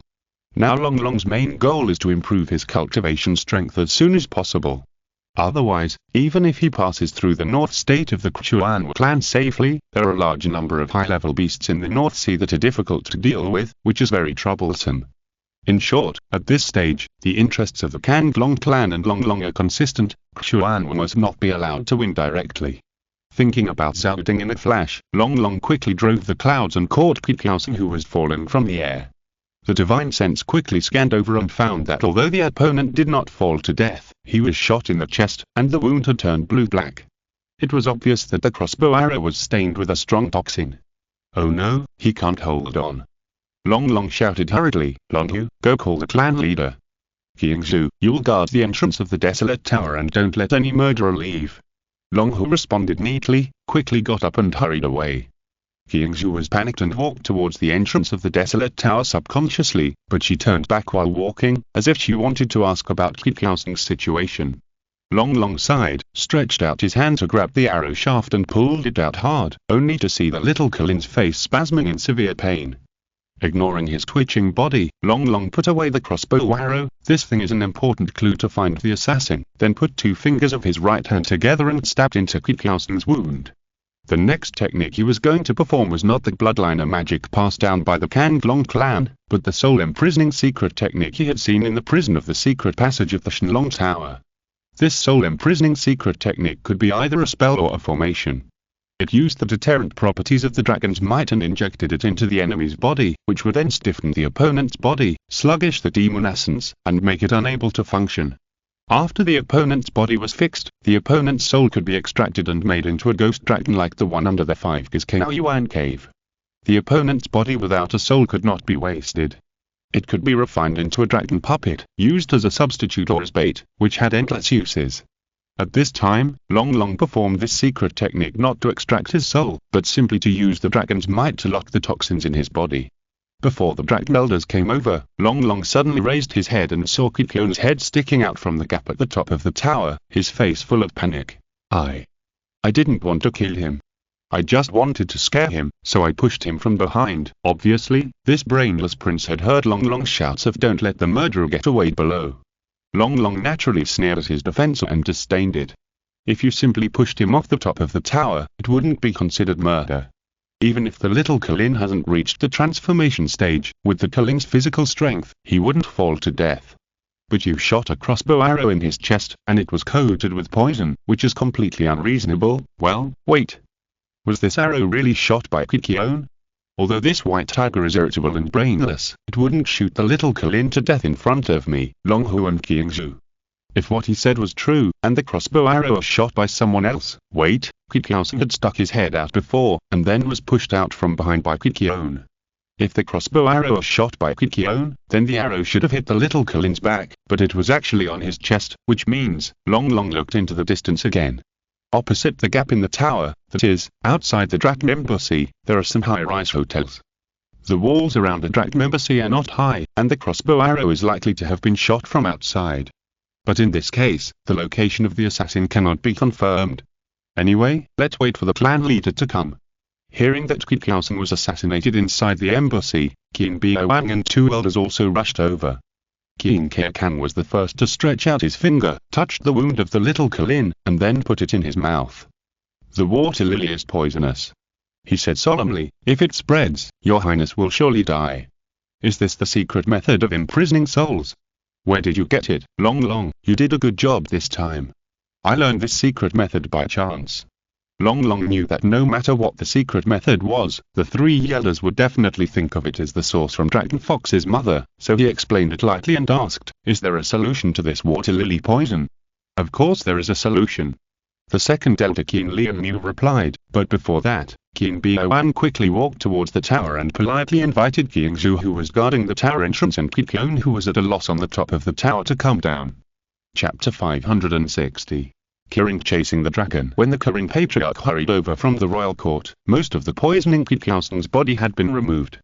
The reason why there was still a small part left was not because the dragon clan's detoxification ability was not good, but because if this thing was completely removed, it would be difficult to explain to the Kiring clan. In the dragon embassy, after confirming that the little Kiring's life was safe and there was no danger, he also breathed a sigh of relief. In any case, as long as the heir was not in trouble, everything could still be saved. As for Kikyun and King Zhu, the two culprits were sent by the queen to be taken away before the Kiring patriarch arrived. The reason was also very simple. The queen was afraid that the two would be slapped to death by the Kiring patriarch in anger. Kikyun took the blame, and his expression at the time was like a bereaved mother, and he completely lost any idea of speaking. King Zhu still wanted to try hard, and kept throwing a cat's pitiful look at Long Long, asking this Fuan to help his brother-in-law. Long Long could only pretend not to see it. "Your mother took you back, could she harm you?" Back to the point, Kalin Patriarch checked Kikyu's physical condition and found that although he had eliminated most of the toxins and woke up, he became timid. If there was even a little movement around him, he would quickly pull out the quilt to cover himself. He was obviously scared. When he wanted to ask about the responsibility, he found that not only Long Long and Long were gone, but also Kikyun and King Zhu were nowhere to be seen. Long Long Dragon Fox was too frightened and is currently recuperating in the backyard. King Bioang said hesitantly. As for the two princes, seeing that he was hesitant to speak, Kalin Patriarch became impatient. "Where are the two princes? With such an urgent matter, shouldn't you take the initiative to find me to explain it?" Ahem. King Bioang followed Long Long's instructions, and after keeping the secret for a long time, he said with an embarrassed look, "The royal court sent people to take them away, and my dragon clan can't stop them. This is really unreasonable." Kalin Patriarch was furious. Not to mention that Kikyusan was not dead. Even if something really happened, your first reaction was not to explain to the Kiling clan, but to immediately find ways to evade responsibility.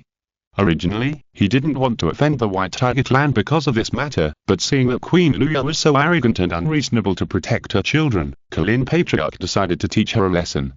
Returning to the royal court angrily, as soon as the Kirin ancestor arrived at the top floor of the Shenlong Tower, he saw Queen Luya standing there expressionlessly, and ordered Kikyun beside him.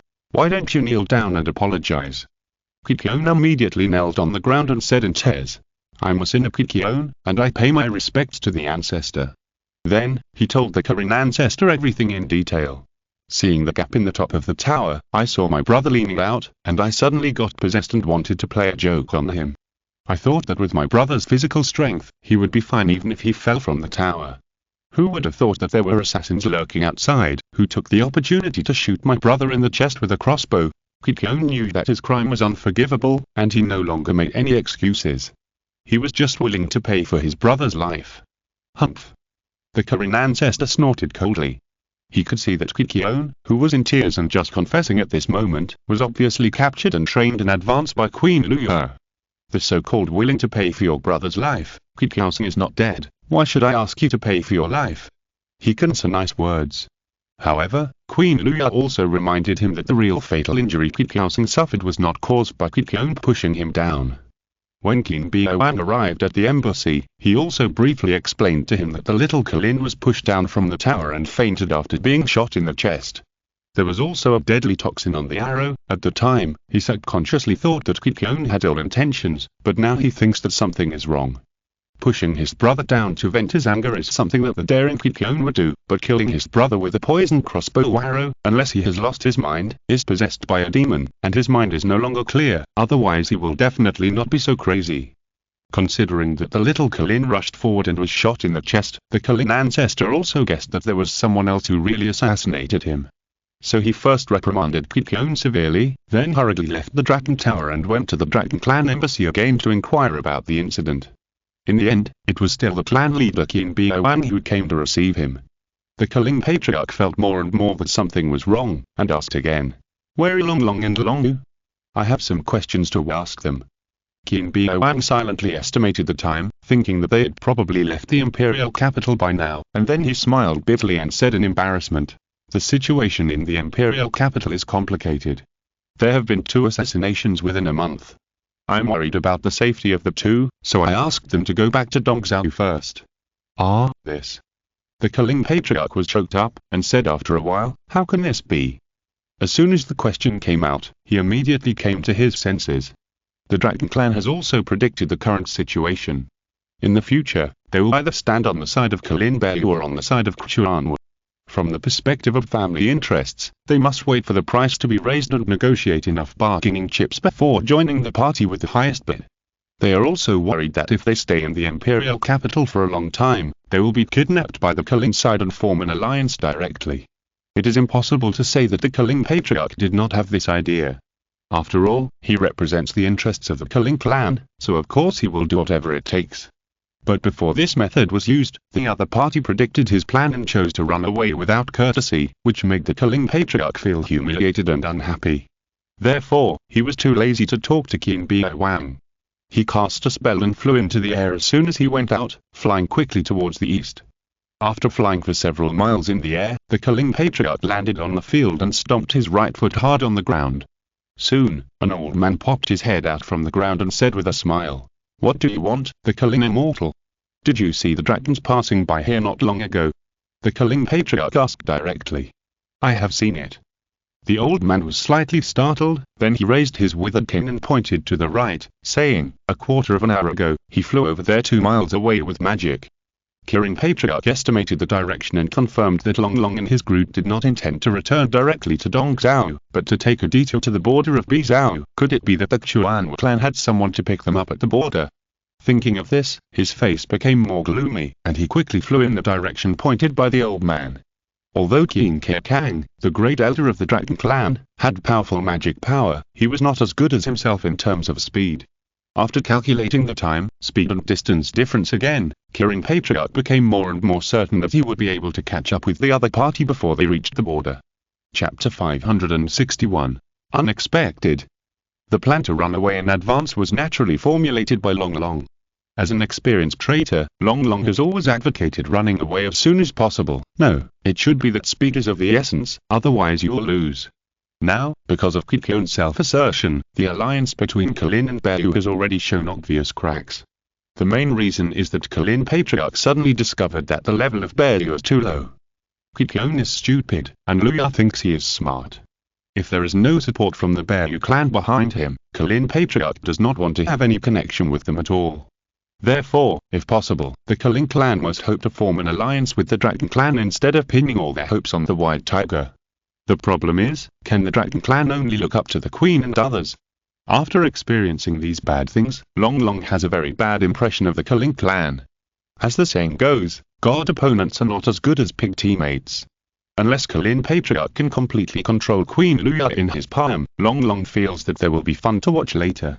Of course, this camp is not all shortcomings. If we don't consider the Dragon Fox, and choose the alliance partner based on marriage, Long thinks that although Qiangzhu is slightly inferior to Gilinga in intelligence, she is obviously better in appearance. The black turtle is not a mammal after all. It is precisely because it is so difficult to choose that we can't make a hasty decision. We should think about it carefully after returning to Dongzhou. Long. The great elder Qin Kang suddenly said, "My magical power is not good at long-distance travel. If the Culling ancestry acts, we can't leave Dongzhou before he catches up." "Don't worry, great elder." Long smiled confidently. "With the dragon puppet technique, I think we can mislead the Culling ancestor." Qin Kang sighed, thinking that Long was really naive. The dragon puppet technique, also known as the dragon puppet technique, is to disguise the flesh and blood puppets refined by the Dragon clan into their own appearance to attract the attention of the enemy. After returning from the ruins of Shenlong Island in the past, Long got the secret scroll from Culling patriarch as a corresponding reward and learned this technique. Therefore, he probably thought it was very useful, but in fact, it had many limitations. The distance and time of the Dragon Puppet's agency were limited, and it did not have the intelligence of a real person. As long as the Culling patriarch caught up, he could immediately see the flaws in 3 or 5 breaths, and it could not delay much time at all. After thinking about it, he could only speed up the journey and prepare for battle with the second elder. In any case, if the Culling patriarch wanted to form an alliance with the Dragon clan, he could not kill him at this time. The two must hold back the Culling patriarch so that Long you can escape back to Dongzhou. On the other side, the Culling patriarch used his magical powers with all his strength, and sure enough, he caught up with the Dragon clan before reaching the border of Bizhou. "Don't leave!" the Culling patriarch shouted, but his eyes did not stop at all, and quickly swept over these dragons. Sure enough, most of them were disguised dragon puppets. Although the dragon's magical power was very strange, the Culling patriarch had been dealing with the Dragon clan for many years and was not completely unrecognizable. The dragon puppet could not leave the main body too far, so the real Dragon clan could not have gone in the opposite direction of the dragon puppet's escape. They probably headed directly to Dongzhou. "Just turn to Dongzhou immediately, huh?" The Culling patriarch suddenly found that Long, who was sandwiched among the dragon puppets, did not seem to be a flesh and blood puppet. "Ancestor." Long smiled helplessly. "Why are you chasing me so hard?" The Culling patriarch calmed down slightly, and then smiled kindly. "I have something important to discuss with your clan leader." "How can you leave early?" "Come, follow me back to the imperial capital to see your clan leader." He did not say anything, used his magical power to wrap Long, and then returned to the imperial capital. Long couldn't help sighing, but he cursed in his heart. "Bastard Cheng Yuanzhu, he actually asked me to do this kind of thing. It seems that I really shouldn't have transformed early, but I was used as a coolie by him." Seeing that Long never said a word on the road, the Culling ancestor comforted him. "Don't be depressed, this is also a good thing for you. Although Yanju doesn't have Culling blood, she is quite loved by her grandfather. If you marry her, the White Tiger clan and the Culling clan will both be your allies. Shizhou, Zhongzhou and Dongzhou will be united from now on. Even if Chuan and Zhu now are allies, they are divided into north and south by us. How can they work together? Retreat is a matter of time." Kunlun Mirror couldn't help feeling ashamed when he heard him talking. "The other party is respected as the ancestor of the demon clan. Why do you talk so much to you?" It was not a complete calculation, but I think you and Qiangzhu are really a good match. Using deception to deal with goodwill, if Long did it, it would be fine, but Kunlun didn't want to take his place to suffer this moral condemnation, so he just sighed, activated the teleportation ability, and quickly disappeared from the control of Culling patriarch. "Culling patriarch. Where is Long? Where is such a big little white dragon in my hand?" Kunlun returned to the sea of consciousness, and Long immediately noticed it, and said dissatisfiedly, "Why are you back so early? Don't tell me that your magic of flowers in the mirror moon in the water was seen through by Culling patriarch in advance." Kunlun's face turned red. She originally wanted to say that her illusion was seen through by Culling patriarch, but Long predicted and saw through it first, so it was not easy to use it again. She just stammered and changed the subject. "What does it matter? Anyway, it has been delayed for so long, it is enough for you to escape back to Dongzhou. You dare to quibble, you broken mirror." Long scolded Arjun angrily, but secretly said in his heart that it was not good.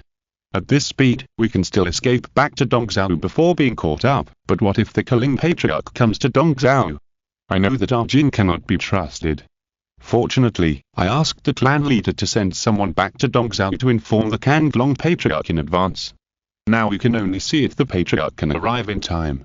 The group kept casting spells, flying through the clouds and rain, and soon crossed the border between the two states and entered the Dongzhou area. As the surrounding swamps and river networks gradually increased, the two elders were obviously relieved. Long, who was also somewhat relieved, but seeing that Long's expression became more and more solemn, he knew that things were not going so smoothly, and he began to feel uneasy again. Not long after, a long laugh suddenly came from the horizon. It was the Culling patriarch who used the magic of traveling thousands of miles to go deep into Dongzhou and quickly stepped in the air. "You all came from Dongzhou, why are you leaving in such a hurry?" The Culling patriarch rushed to the front of everyone and quickly swept his eyes over everyone. "Very good, this time it is not the dragon puppet, it should be the real body. Ancestor Culling." King Kang bowed and said, "Since they have left, why bother to keep pestering me?"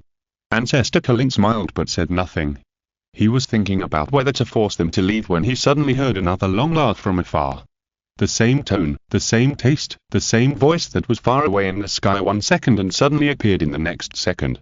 It was the voice of ancestor Kanglong. Chapter 562. Re-entering the Queen Mother's secret realm. The Cunning patriarch was unwilling to leave.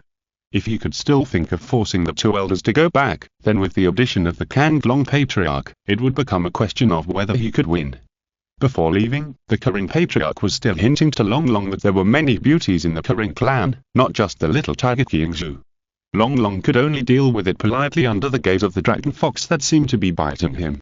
After returning to Jianmu, the Kanglong patriarch summoned Long Long and Longdu and asked them to explain the whole story from beginning to end. I didn't expect Qiuan to be famous for his whole life, but in the end he died at the hands of a woman. After listening to Long Long's words, the Kanglong patriarch stroked his beard and said, as for the secret passage of the Shenlong Tower, the clan didn't know about it before, which is quite interesting. After speaking, he reminded Long Long again. The secret passage involves the secrets of the Imperial Court, so don't tell others. Junior understands.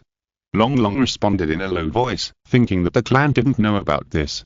Since Arjing said that someone had been to the secret passage not long ago, then excluding the people of Kalin, the most suspicious person is naturally the Dragon clan of the previous dynasty, but since the Kanglong clan doesn't know either, who could it be? It can't be the remnants of the Jialong, haha. Thinking of the people who assassinated Long Longhu, the people who are secretly monitoring in the secret passage, and the people who assassinated the little Kalinki Kiaosan, Long Long felt that the water in the imperial capital was too muddy. Fortunately, he had already withdrawn from the scene in advance and didn't have to fight against each other in it. Next, before the full-scale war in the East Empire realm begins, save that file first. Go to other lines to continue to strengthen your own strength, and then come back to prepare for the troubled times. Jin, read the file Qiu Chain's Iron. Point 1. Kunlun Tai King Sect, Jin Line. Character Identity. Qiu Chain's Iron. Mirror Flower Water Moon template is overwritten, and time and space are being shuttled. Qiu Chain's Iron returned to Kunlun Tai King Sect and it was another peaceful day. Every day, he read books and practiced in the Sutra library, and received visiting elders from time to time. Everyone spoke very nicely.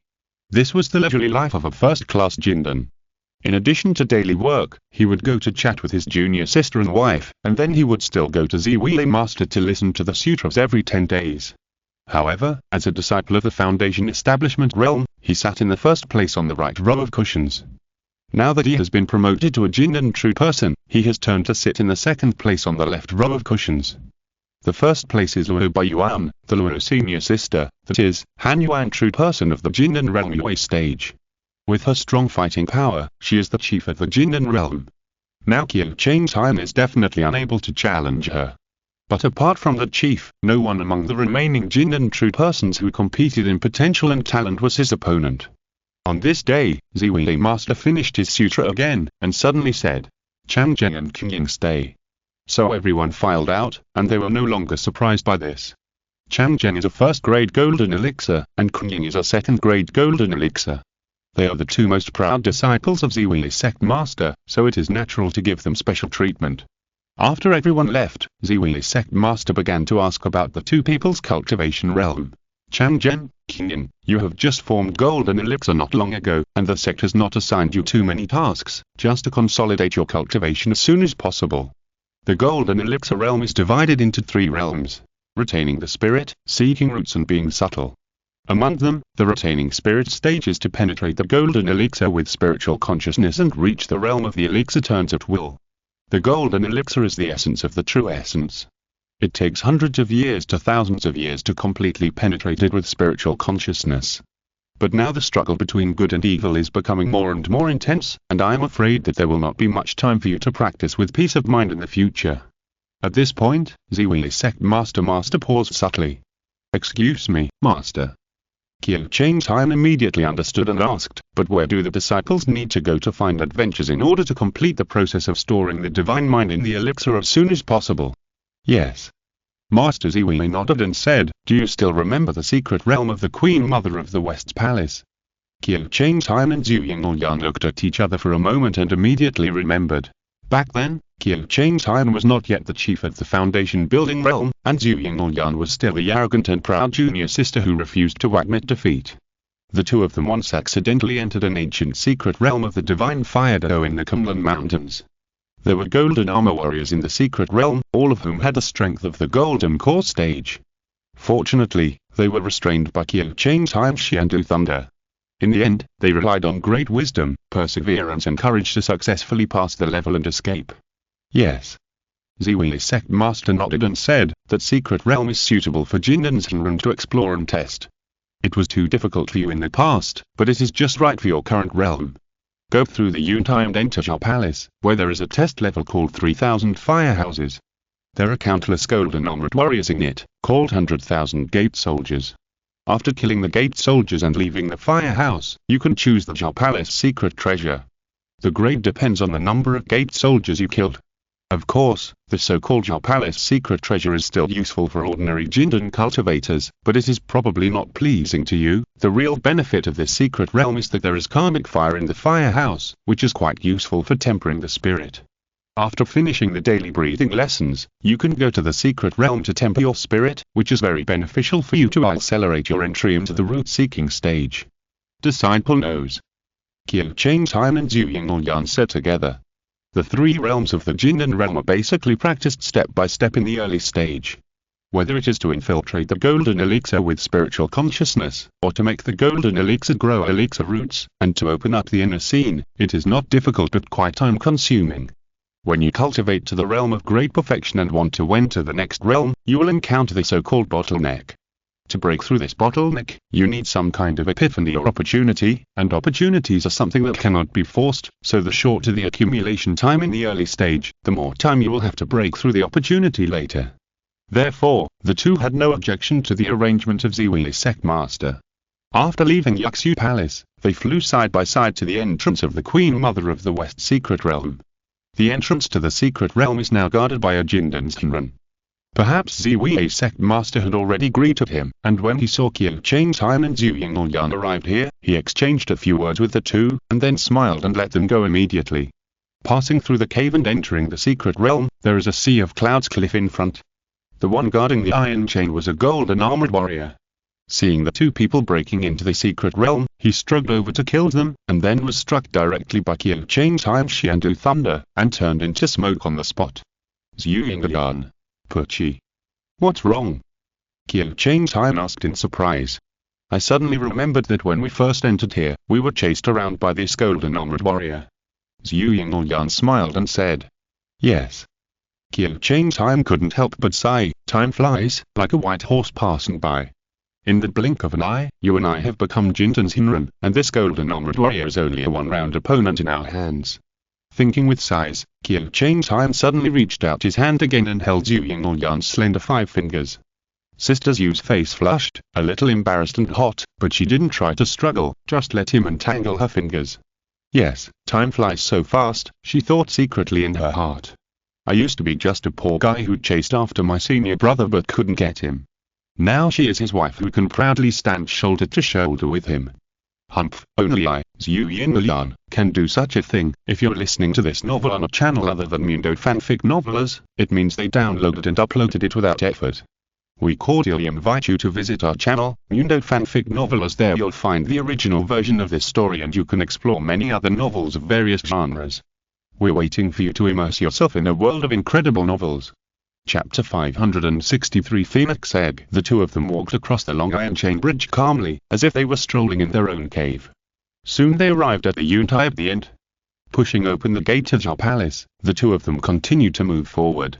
After passing through the long porch, they entered the 3000 firehouses.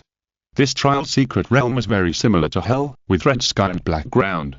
The air was extremely hot, but there was not much smell of charcoal, but a strange sultry heat. It was a kind of sultry heat that made people suffer. Zhu Yingyan felt a little uncomfortable and subconsciously wanted to use the universal king in small light technique. This technique can illuminate, restore, and cleanse the body, and is a panacea-type Taoist spell, but then he remembered the warning of Ziwi's master and forcibly held back. Junior sister, pay attention. Qiu Chang's suddenly said, the external fire is entangled in the body, and the heart fire is burning inside. Beware of both. Zhu Yingyan was startled when he heard the words, and then he found that as expected, not only was there an uncomfortable sultry heat outside, but there was also a strange feeling of irritability in his heart. Using the talent of the 7 orifice heart, he forced the feeling of irritability down. He felt that he was sharpening his consciousness all the time, which was very uncomfortable. But in this way, his consciousness was indeed trained. "Oh, the golden armor warriors are coming," Qiu Changtime reminded. Zhu Yinglyan followed his gaze and looked forward, and saw a golden light in front of him. It was hundreds of golden armor warriors, lined up in a square formation, riding on the clouds, and murderous. "Come on," Qiu Changtime said gently, and then he relied on the Tianyuan Yeki sword to kill forward. The Tianyuan Yeki sword is a powerful and simple immortal sword. The more powerful the true essence is, the more amazing the power it exerts. When encountering Qiu Changtime's unprecedented first-grade golden elixir, supported by endless true essence, its impact is almost comparable to Mount Tai. Just an extremely fierce killing in and out, a large number of golden armor warriors were thrown to the ground and turned into smoke and left. "Brother, wait for me." Seeing Qiu Changtime displaying his power, Zhu Yinglyan immediately became competitive and shouted, "Let's compete with brother to see who can kill more." Since Qiu Changtime only used the Tianyuan Yeki sword, Zhu Yinglyan did not use other Taoist methods, but just used the Yujie sword to kill. Every time it pierced into the body of the golden armor warrior, the opponent's body would spontaneously combust and turn into ashes in an instant. However, this one-on-one attack, even if it can kill instantly every time, is not as fast as Qiu Changtime's piercing through multiple enemies. After killing for a long time, Zhu Yinglyan was still not satisfied, so he grabbed Qiu Changtime's arm and said coquettishly, "Brother, kill slowly. Leave some for me." "What's there to leave?" Qiu Changtime didn't know whether to laugh or cry. He thought that although this junior sister's personality was much gentler after marriage, her desire to win had not changed at all. "Didn't you hear what Master said? 100,000 soldiers are endless, how can we kill them all? I guess they are like leaks, after killing one part, another part will pop up." Sure enough, the two of them had just eliminated all these golden armor warriors, and they saw golden light in the distance again, and more golden armor warriors appeared, and they came towards this side aggressively. Zhu Yinglyan was overjoyed when he saw this, and he went straight to kill with Qiu Changtime. This shocking secret realm, the 3000 fire houses, although it was designed to train the fighting ability of Jindan realm cultivators, but the main service objects were ordinary Jindan real people after all, and the average cultivation level was not even a third-grade Jindan, so no matter how difficult it was limited. How could it be difficult to fight against Qiu Changtime, the first-grade golden elixir, and Zhu Yinglyan, the second-grade golden elixir? One sword was like mowing the grass. The two of them killed and marched, and soon they killed to the depths of the firehouse. The magma river here was rolling, the thick black smoke filled the sky, and the golden armor warriors were as numerous as a sea of people, crowded tightly from all directions, and killed Qiu Changtime and Zhu Yinglyan in the center. Faced with such a terrifying number of enemies, the two did not dare to continue to be arrogant. Qiu Changtime used the thunder god cone and Zhu Yinglyan used the great bright fire to continuously sweep away the approaching enemies. When the killing was in full swing, Zhu Yinglyan simply used his magical powers, and his figure suddenly jumped forward and turned into a huge golden red phoenix. All the golden armor warriors were on fire wherever they passed, and suddenly turned into ashes. Qiu Changtime was jealous from behind, and suddenly wanted to switch to the Lindlong template and play with the dragon and the phoenix with his junior sister. Of course, it was just a thought. If she really turned into a dragon, she would definitely be scared. The phoenix returned to Qiu Changtime's side again, transformed into a human form again and said, "Brother, there seems to be something under the sea of fire over there." "What is it?" Qiu Changtime asked in surprise. "I don't know." Zhu Yinglyan shook his head and said, "I just have a mysterious intuition. Cultivators have always paid attention to the connection between heaven and man, not to mention this kind of mysterious intuition." So Qiu Changtime looked at the red plain sea of fire in the distance and called out in his heart, "A jinn, scan it." Okay. Kunlun Mirror responded. After a while, Zhu Yinglyan asked again, "Brother." "Well, what's wrong? Why don't you speak, brother?" Zhu Yinglyan asked strangely. Of course, Qiu Changtime couldn't say "I'm waiting for the scan results of our jinn," so he just said honestly, "I'm wondering what is hidden under here. Why does it give you such a mysterious intuition?" "It should be something related to the phoenix," Zhu Yinglyan guessed, only to hear Kunlun Mirror suddenly say, "It was scanned, it's a phoenix egg." "Phoenix egg?" Qiu Changtime frowned and asked, "Why is there a phoenix egg here?" "You ask me, who should I ask?" Kunlun Mirror asked back. "Ah jinn, watch your words. I'm warning you. After Qiu Changtime taught Arjun a lesson, he turned around and said to his junior sister, could it be a phoenix egg? Maybe the young phoenix and your blood have a sense of induction. Why is there a phoenix egg here? Zhu Yingyan said puzzledly. I also want to know what kind of phoenix would lay eggs here, Qiu Changtime complained in his heart, but said, salvage the things inside, and you'll know. How do we salvage it? Zhu Yingyan had a headache. With their vision, they could see that the magma ocean below was not just high-temperature magma, but some kind of red lotus fire containing a lot of karma. Just approaching these flames would cause endless emotional fluctuations, churning in a sea of consciousness, and they needed to suppress them with extremely strong spiritual consciousness. If they were really contaminated by those flames, even a peerless genius like Qiu Changtime, who had a clear mind, would inevitably be burned by these fires.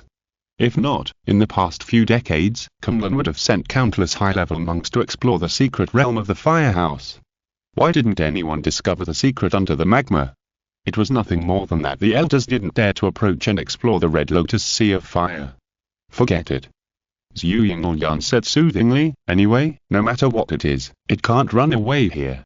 We can come back to get it when we have the ability in the future. That's the only way. Qiu Changtime nodded, wondering if my 5 elements divine light could drive away these Red Lotus fires.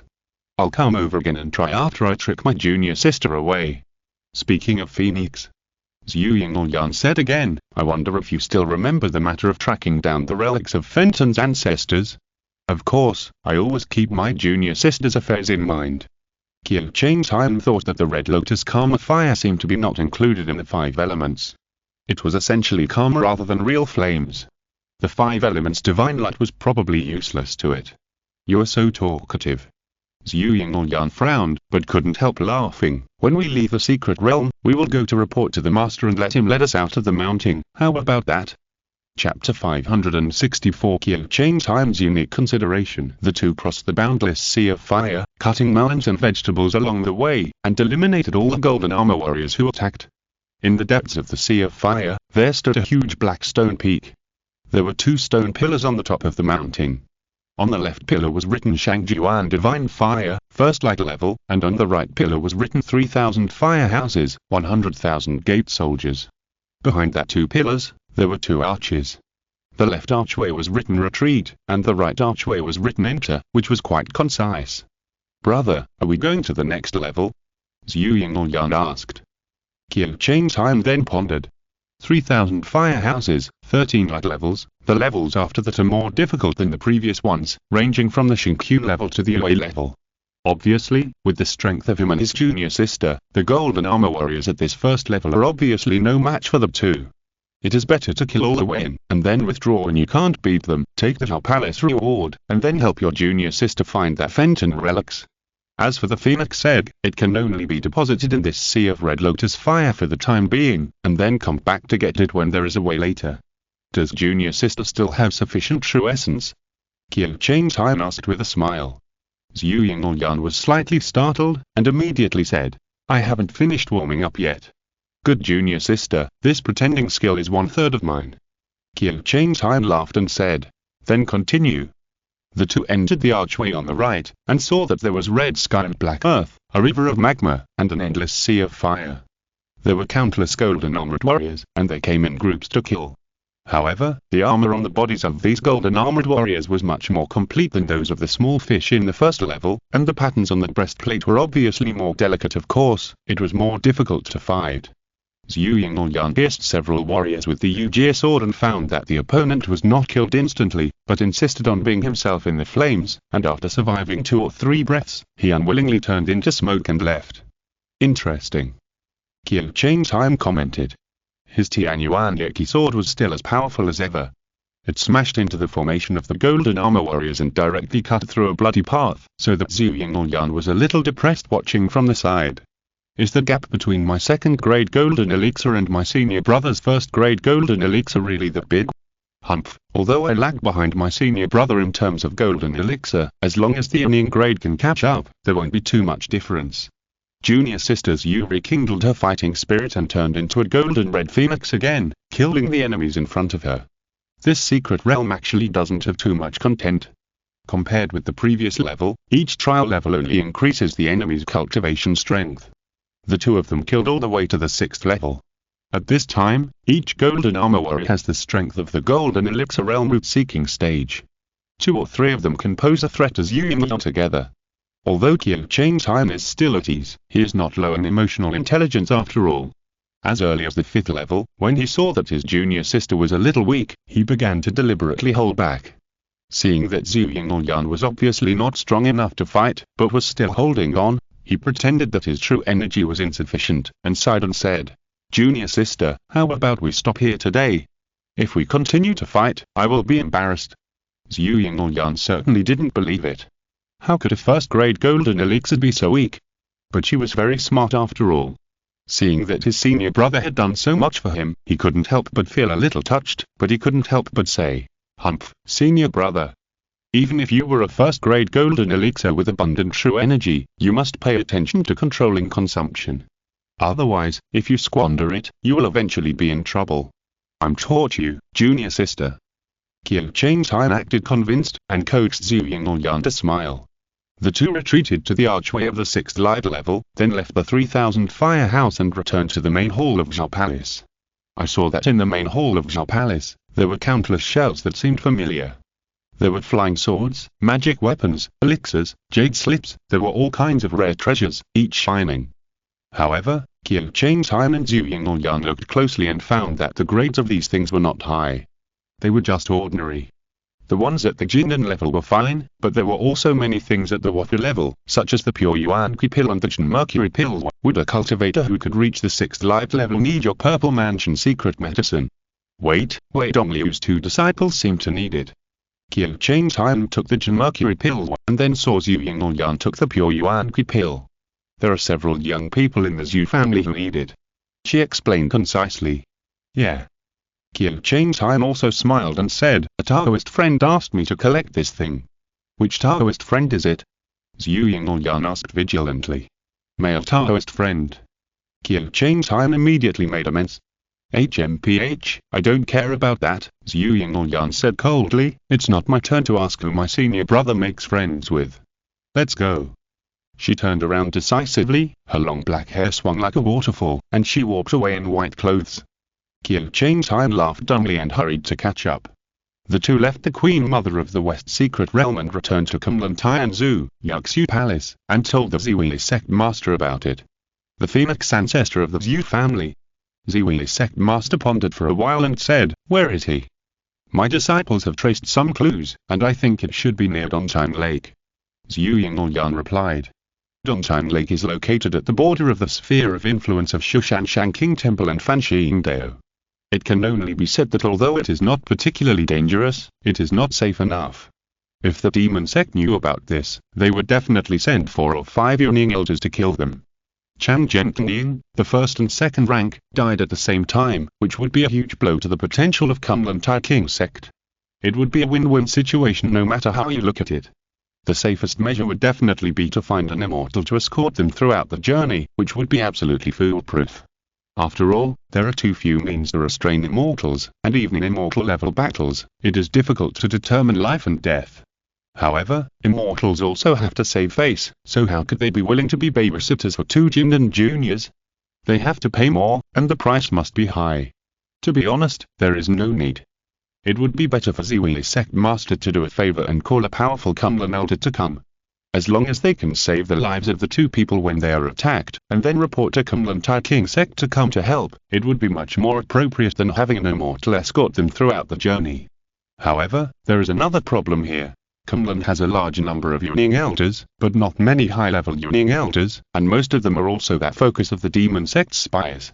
If Qiu Chang'an and Zhu Yingyan do not show up for a long time, the demon cult will think that the two may be in seclusion and practice, and there will be no big reaction. But if a high-level Kunlun elder does not show up for a long time, the demon cult will immediately track down his whereabouts to prevent him from quietly leaving Kunlun and planning some evil raid to secretly harm the 6 parts of the demon cult. Therefore, if a high-level Yuning elder is sent to protect the two, it seems that their safety is guaranteed, but in fact it attracts the attention of the demon cult. On the other hand, if a high-level Yuning elder is not sent, as long as they are not discovered by the demon cult, it will be safer for Qiu Changtime and others. What is safer than hiding in the dark? Ziwi's sect master decided to compromise. Send a cultivator with the strength of the Yuning realm, but not easy to attract the attention of the demon cult. Master, are you looking for me? After a while, someone pushed the door in from outside. It was Luo Baiyuan, the chief of the Jindan realm. At first glance, this girl looks a bit like Anzesu. Both seem to be not good at socializing, but those who are familiar with senior sister Luo know that this senior sister is just more honest, and is almost fundamentally different from Anzesu's hidden arrogance of I don't care inherited from Su Jian. Chang Zheng and Qing Ying are going out. Ziwi's sect master said concisely, in order to prevent attacks from the demons, you'll be responsible for escorting them this time. Remember to keep it as secret as possible and don't leak it. Yes. Luo Baiyuan agreed without hesitation. Chapter 565 Qiu Changtime's logical reasoning on Dontime Lake, boating. Why does senior sister Han Yuan have white hair? Zhu Yingyan asked curiously. I was poisoned by cold in my mother's womb. Luo Baiyuan replied, my body is defective, so my hair is white. I didn't expect it to be so difficult for senior sister. Zhu Yingyan said with emotion, now she can win the position of the chief of the Jindan realm, which is really admirable.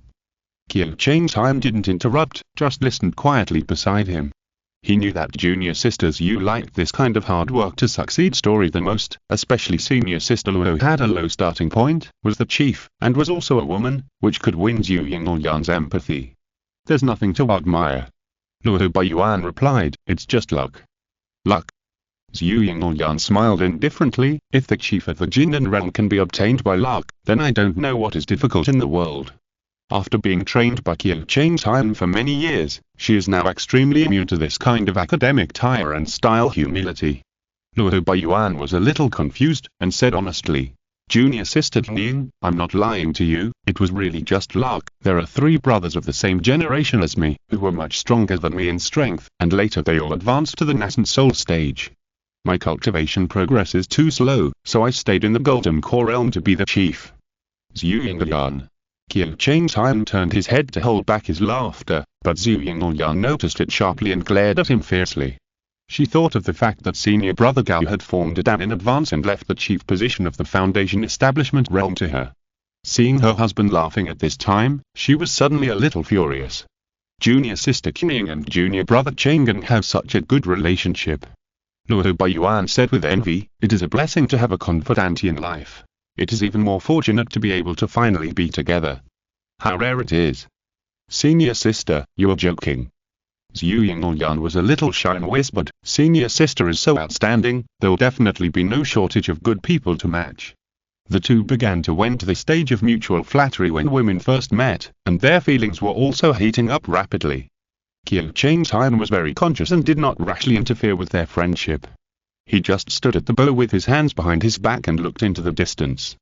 The reason why the 3 did not fly on swords but traveled by boat was naturally to conceal their tracks. It is said that the traitor of the Zhu family did not fly on swords at all, and disguised himself as a mortal and went south along the river. When they entered the Xiangjing River from Dontime Lake by boat, Zhu Yingyan no longer chatted with senior sister Luo, but carefully cheered up and carefully observed the surrounding environment.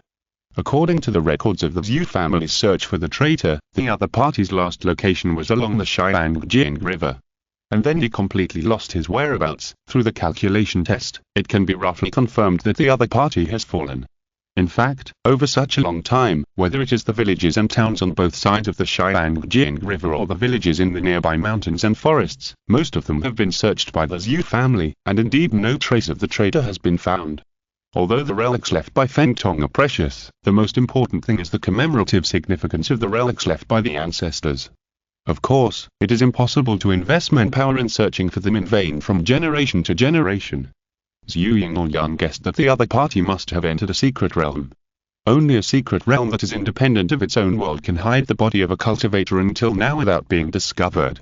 However, in the absence of any clues, looking for the entrance to an unknown secret realm on the entire Xiangjing River is no different from looking for a needle in a haystack. A Jing. Qiu Changtime asked tentatively, is there a way to scan the entire Xiangjing River? Yes. Kumlin Jing replied unhappily, I also have a way to scan the entire cultivation world, do you believe it? Don't lie. I've warned you twice. After Qiu Changtai finished teaching Jin, he turned back to the cabin and began to read the information brought by Zhu Yingyan alone. The entire Xiangjing River is more than 200 miles long.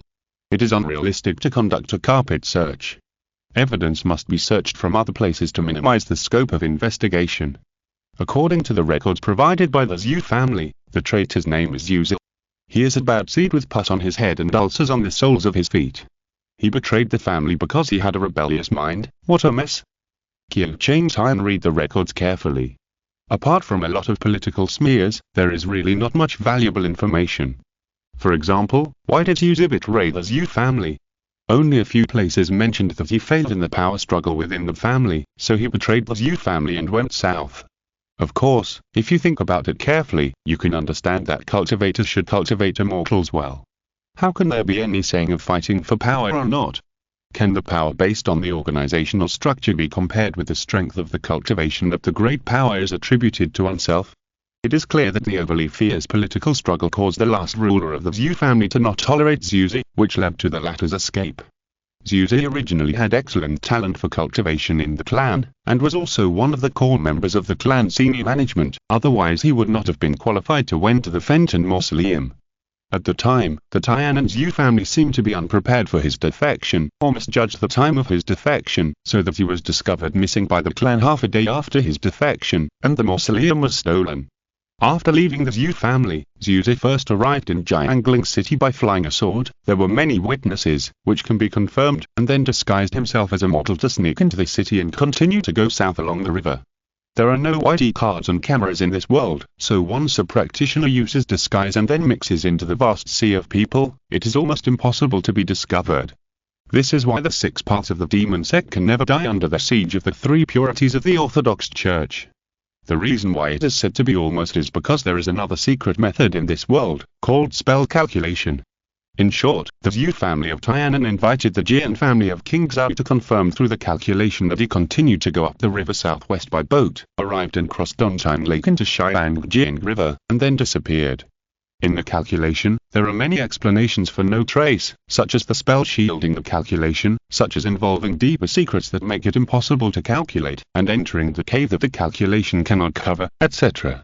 So the Zhu family arranged a large number of people to investigate around the Xiangjing River. The strange thing is that Zhu was like a drop in the ocean, and he did not leave any traces at all. All the information and intelligence stopped here. Where is Zhu going? Qiu Changtai opened another Shenzhou hydrological records and found the map, and saw that Zhu Yingyan had marked it. Tian'an, Jiangling City, Yangtze River, Dongchang Lake, Xiangjing River. If you connect them into a line, you can know that Zhu is always going to the southwest. What is in the southwest? The 10,000 mountains in southern Xinjiang, where Zhu Yingyan drew a circle with a red pen. Maybe he was going to join the Donghuangdo, or maybe he was looking for a place to live in seclusion, but Zhu's destination was most likely southern Xinjiang. Although southern Xinjiang is far away from the Central Plains, it has many witch clan heritages and unorthodox ways, among which there are also many evil ways that can block the magic calculation. Therefore, if people in the Central Plains are hunted by their enemies, they will choose to be isolated from the world and not be disturbed. They often choose to go to southern Xinjiang to find local foreigners, or go to the Qinghai Tibet Plateau to find foreign monks, rather than fleeing to Mobei, the frontier, or the East China Sea or the South China Sea. But if this is the inference, then Zhu is most likely not to have the ability to block the magic calculation, otherwise he would not have run to southern Xinjiang with all his heart. In this way, accidentally entering a secret realm, causing the traces of his magic calculation, even the traces of his existence in this world to completely disappear, has become the biggest possibility among many possibilities. However, where is the entrance to this secret realm? Without any clues, isn't it like looking for a needle in a haystack? After thinking it over, Qiu Changtai finally sighed and asked Kunlun Mirror. Mirror, you said before that there is a way to scan the entire Xiangjing River, right? I suggest that you travel back to the time when Zhu betrayed his clan, follow him all the way to see where he went. This is more reliable. Kunlun Mirror suggested. It's not impossible, get lost. I can't do it. Chapter 566. Human Fireworks. The next morning, Qiu Changtai woke up slowly from his meditation and saw Zhu Yingyan sitting in front of the dressing table, combing her hair elegantly in front of the mirror. Junior sister Zhu usually didn't wear a pearl hairpin, but just tied it casually with a green ribbon. Now without the green ribbon, her hair was casually hanging down, matching her already slender body curves, with 3 parts of laziness, 4 parts of purity and 3 parts of charm. Very tempting. Qiu Chang's mind moved slightly, and he hugged Zhu Yingyan from behind, putting his hands on her waist. Well, this flesh, a little more plump, a little less thin, can be said to be just right. What are you doing? Junior sister Zhu snorted from her nose and said in a scolding manner. Although there was no imper, this crisp sound and the melodious tone at the end were more like acting coquettishly than an angry protest. What? Can't your husband hug you? Qiu Chang simply took the lead in protesting and questioned her. You can hug me, but you are not allowed to touch me. Zhu Yingyan said lazily. As soon as he said this, Qiu Chang regretted it immediately. If he had known that his junior sister was so gentle, he should have hugged her more.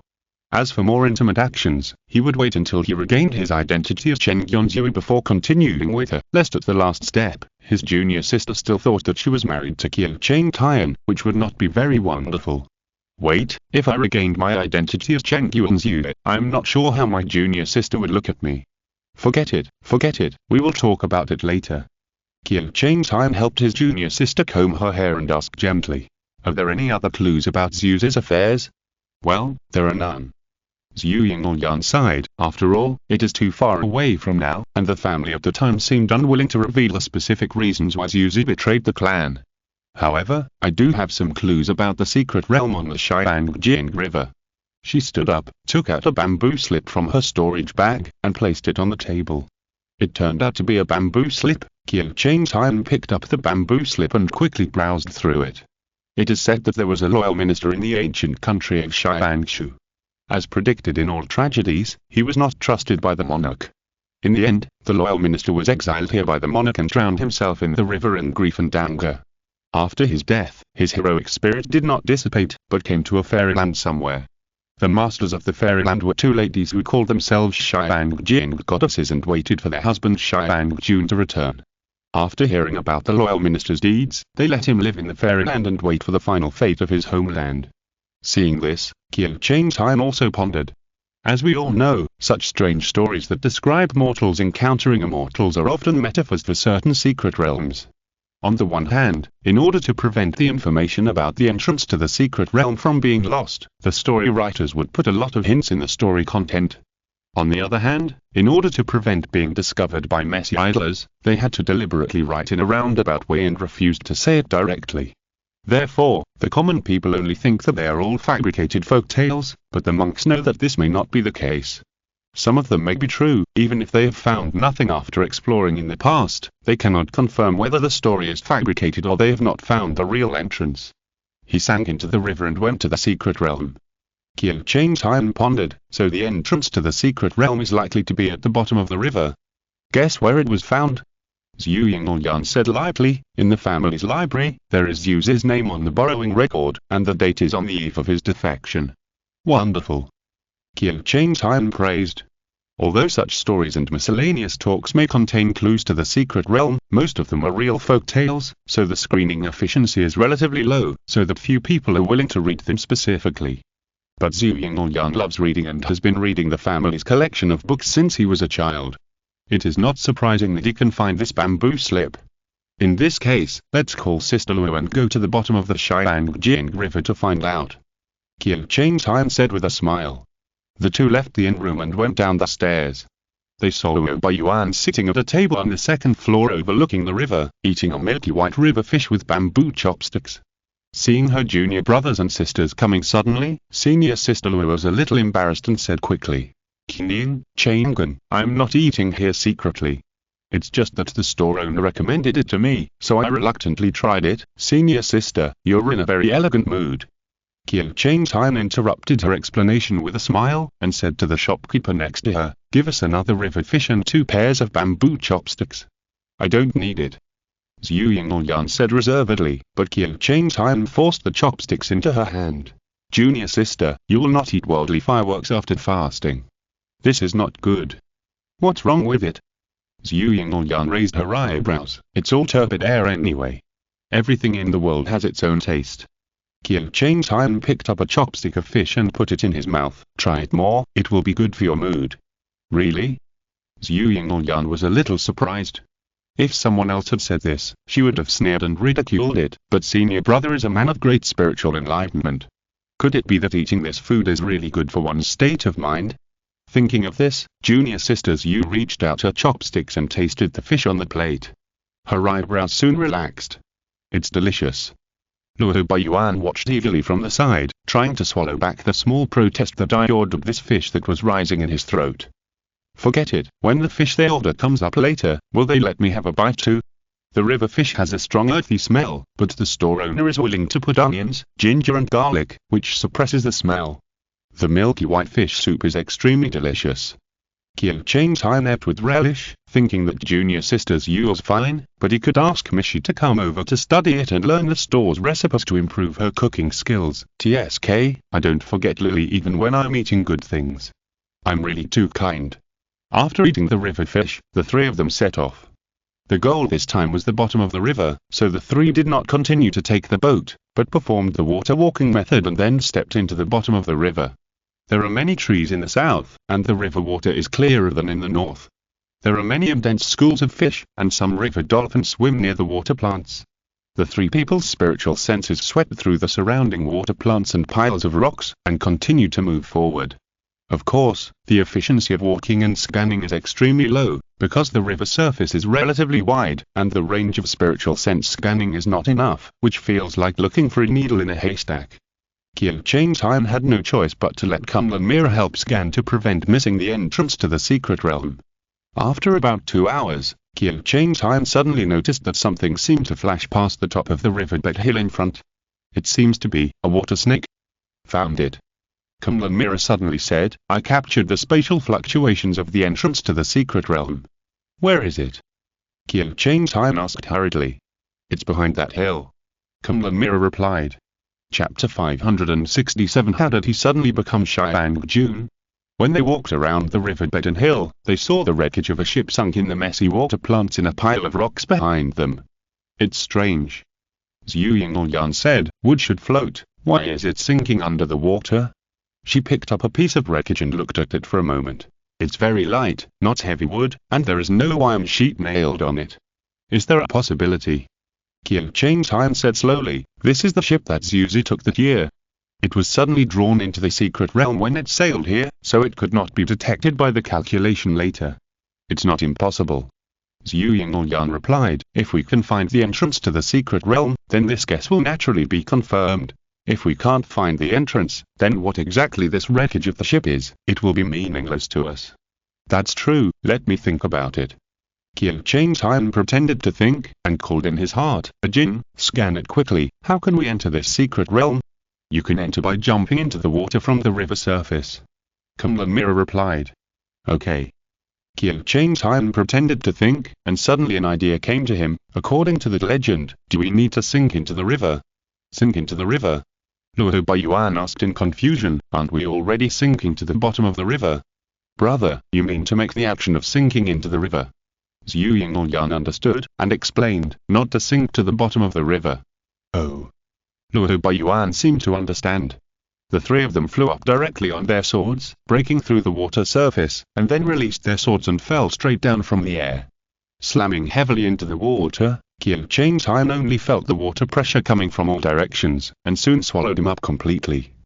After standing still in the water for a while, he confirmed that junior sister Zhu and senior sister Lu were by his side, and then broke through the water surface again. In the distance, he saw that it was no longer the banks of the Xiangjing River, but a large area of houses in the water, the lower half of which was completely submerged in the water, and the upper half was made into a lotus leaf-shaped roof. Who? Luo Baiyuan suddenly shouted. She raised her right leg and stomped it hard, and a large number of ice spikes pierced out from the water rapidly. Two more figures retreated quickly, dodging the dense thorns. Qiu Chang's Han looked carefully, and what a coincidence. They were all acquaintances. The two are one tall and one short. The short one was Long Xiaoqi, an acquaintance of Wei Dongliu, who was now a confused girl half asleep and half awake. The tall one was Jie Longxiu, whom Long Long knew. She served as an elder in the Kandlong clan, but privately she was the patriarch of the Jialong lineage in Dongzhou. Why did these two dragon girls enter this secret realm? Qiu Changtian remembered that before entering the secret realm, he had seen the shadow of the water snake flash by. He thought that it was the result of the two people fallen quickly from the air to the bottom of the river. Dong Huangdo. Luo Baiyuan frowned and said, "Cunning cultivators." Xia laughed. Her attitude was like both friend and foe, ambiguous, or the famous Han Yuan, Chang Zhen and Qingyin. This secret realm has not been explored yet. You really want to waste time here and fight with us? Luo Baiyuan did not answer, but secretly sent a message to the two. If I remember correctly, this person is Xiao, the leader of the Dong Huangdo, and her strength is not comparable to that of ordinary nascent soul cultivators. If I confront her head-on, I can only protect you from death, but there is no possibility of defeating her. But for some reason, she doesn't seem to be hostile to us, but it's hard to say whether she is pretending to paralyze us. Do you want to continue exploring? Since the other party doesn't intend to take action, then we'll just keep out of their way for the time being. Qiu Changtian thought for a moment and replied, let them do their thing, and we do ours. Others might mistake Xiao for the leader of the Dong Huangdo, but he knew that his true identity was actually a dragon, and his business focus was always on the Dong Huang realm. As for the three pure ones of the Orthodox sect, perhaps Shushan is a little more hostile because of the demon-locking tower, but after all, they are not like the Orthodox demon monks, who will shout and kill when they see the Orthodox monks. As long as you are careful, it is not impossible to deal with them. In this case, you'll stay by my side at any time and don't go far away. Luo Baiyuan said, if she shows any hostility, we must escape immediately without any delay. Of course. Qiu Changtian and Zhu Yingyan responded in unison. On the other side, Long Xiaoqi was also quietly talking to Xiao. Master, don't we force them to stay? Luo Baiyuan has a deep cultivation base and cannot be killed quickly. Xiao replied indifferently, Qiu Changtian holds the Arctic Thunder, which has too much restraint on my clan. If a fight really breaks out, I can't guarantee your safety. Oh. Long Xiaoqi said lightly, then if a fight really breaks out, who will the two ladies inside help? I don't know. Xiao shook her head. In order to prevent the two dragons from regretting, Qiu Changtian took the lead and leading the two into the fairyland town.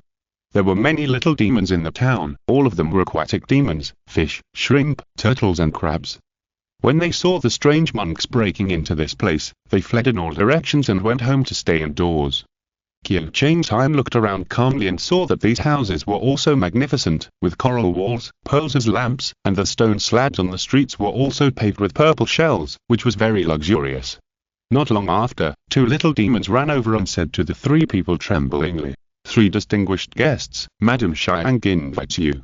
"Who is Madame Xiang?" Zhu Yingyan asked tentatively. The two little demons hesitated and said Madame Xiang is Madame Xiang several times in a mess, but they couldn't explain it clearly. "Forget it, we will go over there." Qiu Changtian persuaded her, these little demons have not yet transformed, their bloodline level is also low, and their intelligence is no different from that of children of a few years old. You can't ask them clearly. Well. Zhu Yingyan gave up asking. The three followed the little demons and continued to move forward, and soon arrived at a bamboo forest in the water. Deep in the bamboo forest, there is a simple palace. It looks magnificent on the outside, but when you get closer, there are no details. The carvings are very casual and simple. Several fish girls came out of the palace gracefully, smiling and leading the three people into the palace. Be careful. Luo Baiyuan said suddenly. Qiu Changtian and Zhu Yingyan both knew what she was talking about. The demonic aura deep in the palace was so strong that it was almost transformed into substance. When they came to the main hall of the palace, they saw two beautiful and charming women in palace costumes sitting high on the jade throne. The left one was dressed as a girl, with short hair and a duck-egg face. Her smile was refreshing and bright, with a youthful and lively beauty. The right one was dressed as a young woman, with long hair and a melon-seed face. She looked lazy and charming, with a mature and seductive aura. Qiu Changtian narrowed his eyes and quickly recognized that the two were dragons with his many years of experience in reading monsters. To be precise, they were at the level of dragons, and their cultivation was roughly the same as that of the high-level Yuanying. Suddenly, Zhu Yingyan beside him glared at him obscurely. Qiu Changtian was slightly startled, and then he realized that the two dragon girls on the throne had already focused their smiling eyes on him. "Sister, is this the human Qiu Changtian?" The long-haired dragon girl said lazily. He is born with a good appearance and is as gentle as jade. The short-haired dragon girl said with a smile, I think he can be the Lord of Xiang. Sister, do you think so? The long-haired dragon girl's face lit up. This grade of golden elixir, with a clear mind of Taoism, it would be a great thing if he could be our Lord of Xiang. Unfortunately, I heard that Lord of Xiang already has a wife. The short-haired dragon girl looked at Zhu Yingyan again. It's just a little phoenix. How can a phoenix be as powerful as a dragon? The long-haired dragon girl said disdainfully. Chapter 568.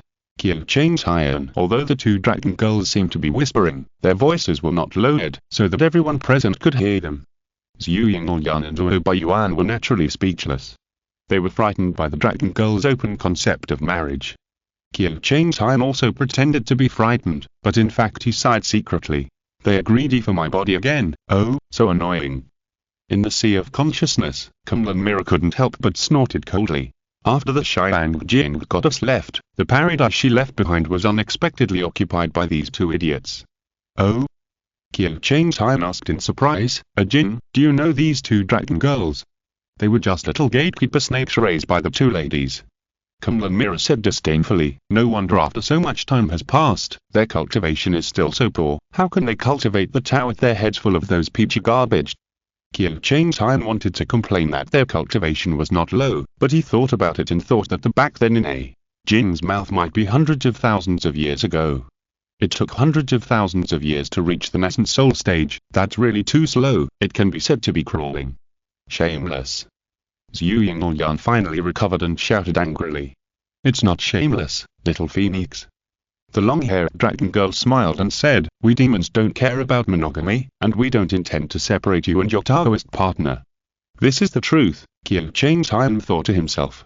The higher the bloodline level, the more people are greedy for their bodies, and it is not limited to the same race, but all kinds of races. The blood is really fused. Besides, aren't you also that descendant of a human-demon hybrid? The short-haired dragon girl smiled and said, do you want to discriminate against the behavior of your ancestors? Seeing that Sister Zhu not only couldn't beat the other party, but couldn't even talk to the other party, Qiu Chang's Iron was so angry that his face turned red and his teeth gnashed. He hurried out to save his wife. Two Taoist friends, I don't deserve it, just call us Madame Xiang. The long-haired dragon girl said charmingly, her fingers gently sliding across the collarbone. Qiu Chang's Iron ignored her old and slippery behavior, and just said to himself, my junior sister and I came here to find a member of the Tian Zhu family. He and my junior sister are from the same clan and also have the blood of the phoenix. I wonder if you two have seen him. Huh? Have we met? The short-haired dragon girl covered her mouth and laughed, blinking at him frequently. It seems that I have seen him, but it seems that I haven't seen him. The long-haired dragon girl smiled cunningly. It's been too long, I can't remember. Chief Qiu Chang's Iron, why don't you accompany us sisters and talk more in this paradise? Maybe one day we will remember it. Qiu Chang's Iron. Goodbye. He said with a smile. Seeing that he turned around and was about to leave, the two dragon girls hurriedly stood up and suddenly blocked Qiu Chang's Iron. Don't go, Chief, you just came and left, and people outside will blame us for being rude. Luo Baiyuan and Zhu Yingyan were already facing a great enemy, and they were ready to fight at any time. But Qiu Chang's Iron quickly gave them a look that said stay calm, which calmed them down. Although the two dragon girls were obviously out of tune, they knew that Qiu Chang's Iron was an extremely self-disciplined person. For the sake of his future path, he had been married to junior sister Zhu for so many years and had not taken away her essence, so how could he be deceived by these two dragon girls? Thinking of this, Zhu Yingyan still had great trust in Qiu Chang's Iron on the one hand, but on the other hand, he was still indignant at the fickleness of these dragon girls, so he glared at them without saying a word. Qiu Chang's Iron bowed and said, I'm unworthy of your kindness, but the matter of finding someone for my junior sister is urgent. If you two really haven't seen her, please allow Chang'an to leave first to find her, and come back to apologize later. Oh. We have seen her. The short-haired dragon girl was the most anxious, so she came over and took his arm, holding him in her arms, not letting him go. Although it has been a long time, but the person has indeed been to our Xiang Jingdong's Iron. Yes, yes. The long-haired dragon girl also rushed to the other side, hugged Kyo-chan's arm affectionately, and leaned against him. Don't be anxious, Chief, it's just that the person came a long time ago, and we need to recall it carefully. Seeing the two dragon girls hugging Kyo-chan's intimately on the left and right, Zhu Yingyan was so angry that she almost bit her teeth, but she didn't dare to stop them directly. At this time, senior brother Gao's face did not change, and it was obvious that he had some calculations. It can't be ruined because of her jealousy, right? Therefore, she could only communicate with Luo Baiyuan quickly, and the two of them were ready to attack at any time, just waiting for Kyo-chan's to send the signal. Kyo-chan's was pressed close to the two dragon girls, but he just calmly pulled his arms away. The dragon racer's physique is really not good, and asked calmly. Then please recall it carefully, both of you. This person is extremely important to us. Chang Zhen would like to thank you in advance. Just verbal thanks are not enough. The short-haired dragon girl started to act coquettishly and said crisply, if we help you find that person, how are you going to thank us, young master? If you pledge your love to her, it's not impossible. The long-haired dragon girl smiled and covered her mouth. If you like any of our sisters, you can marry them. If you want both of them, it would be even better. Kyo-chan's just smiled faintly and said, thank you for your love, but Chang Zhen's parents are no longer alive. Marriage is a big deal. How can I make the decision myself? Isn't it simple?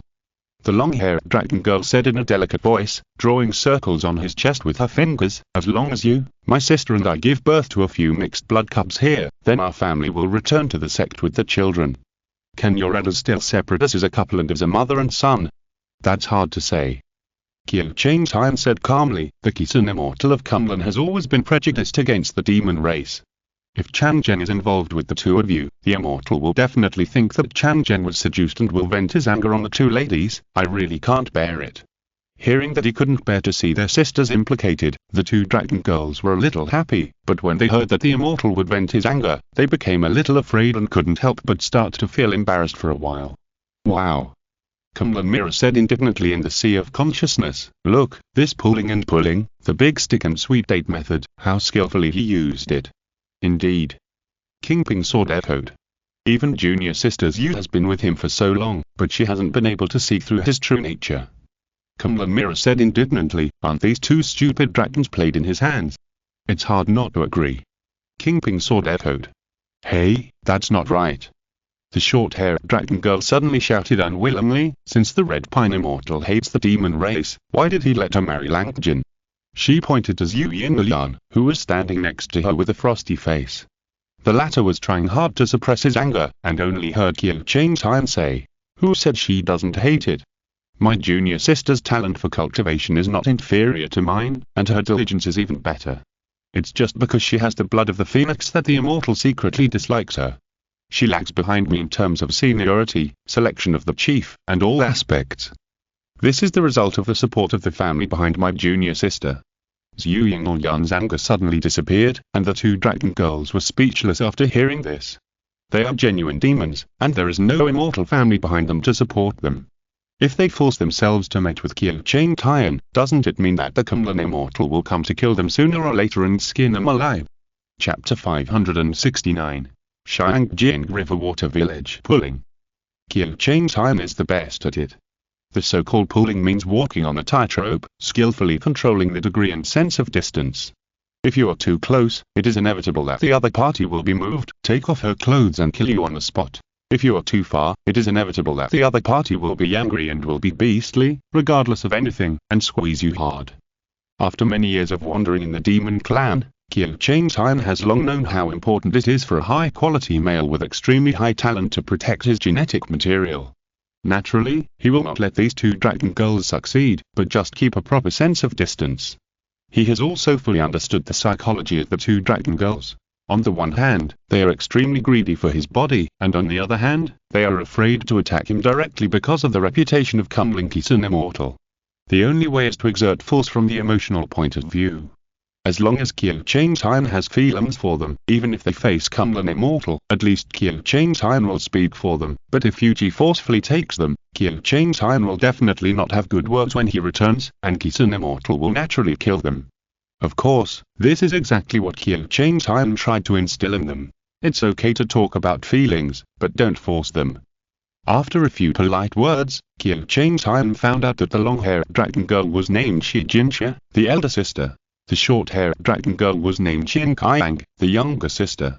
The two sisters have been in this cave for nearly 200,000 years. Although they are called the masters of the cave, they have no relatives or friends, only a group of little demons who know nothing. They are very lonely. As for why they can live for so many years, it is said that the two Xiang Fanians who originally lived here fed them many miraculous medicines to prolong their lives. However, the purpose of prolonging life is also to raise them of spiritual beasts, so the dragon clan's skills are not taught at all, which has led to the two dragon girls now knowing nothing except the bloodline or supernatural powers of their own clan, and their cultivation is also very slow. The man you are looking for accidentally stumbled into our cave. Xin Kaiang said frankly, chirping, "We sisters are kind-hearted. Seeing that he is smart and eloquent, we want to take him in for refuge. I didn't expect that he looked kind but was actually evil. He tried to steal the treasures in the palace while we were away. After being discovered by my sisters, he still resisted and wanted to hurt people."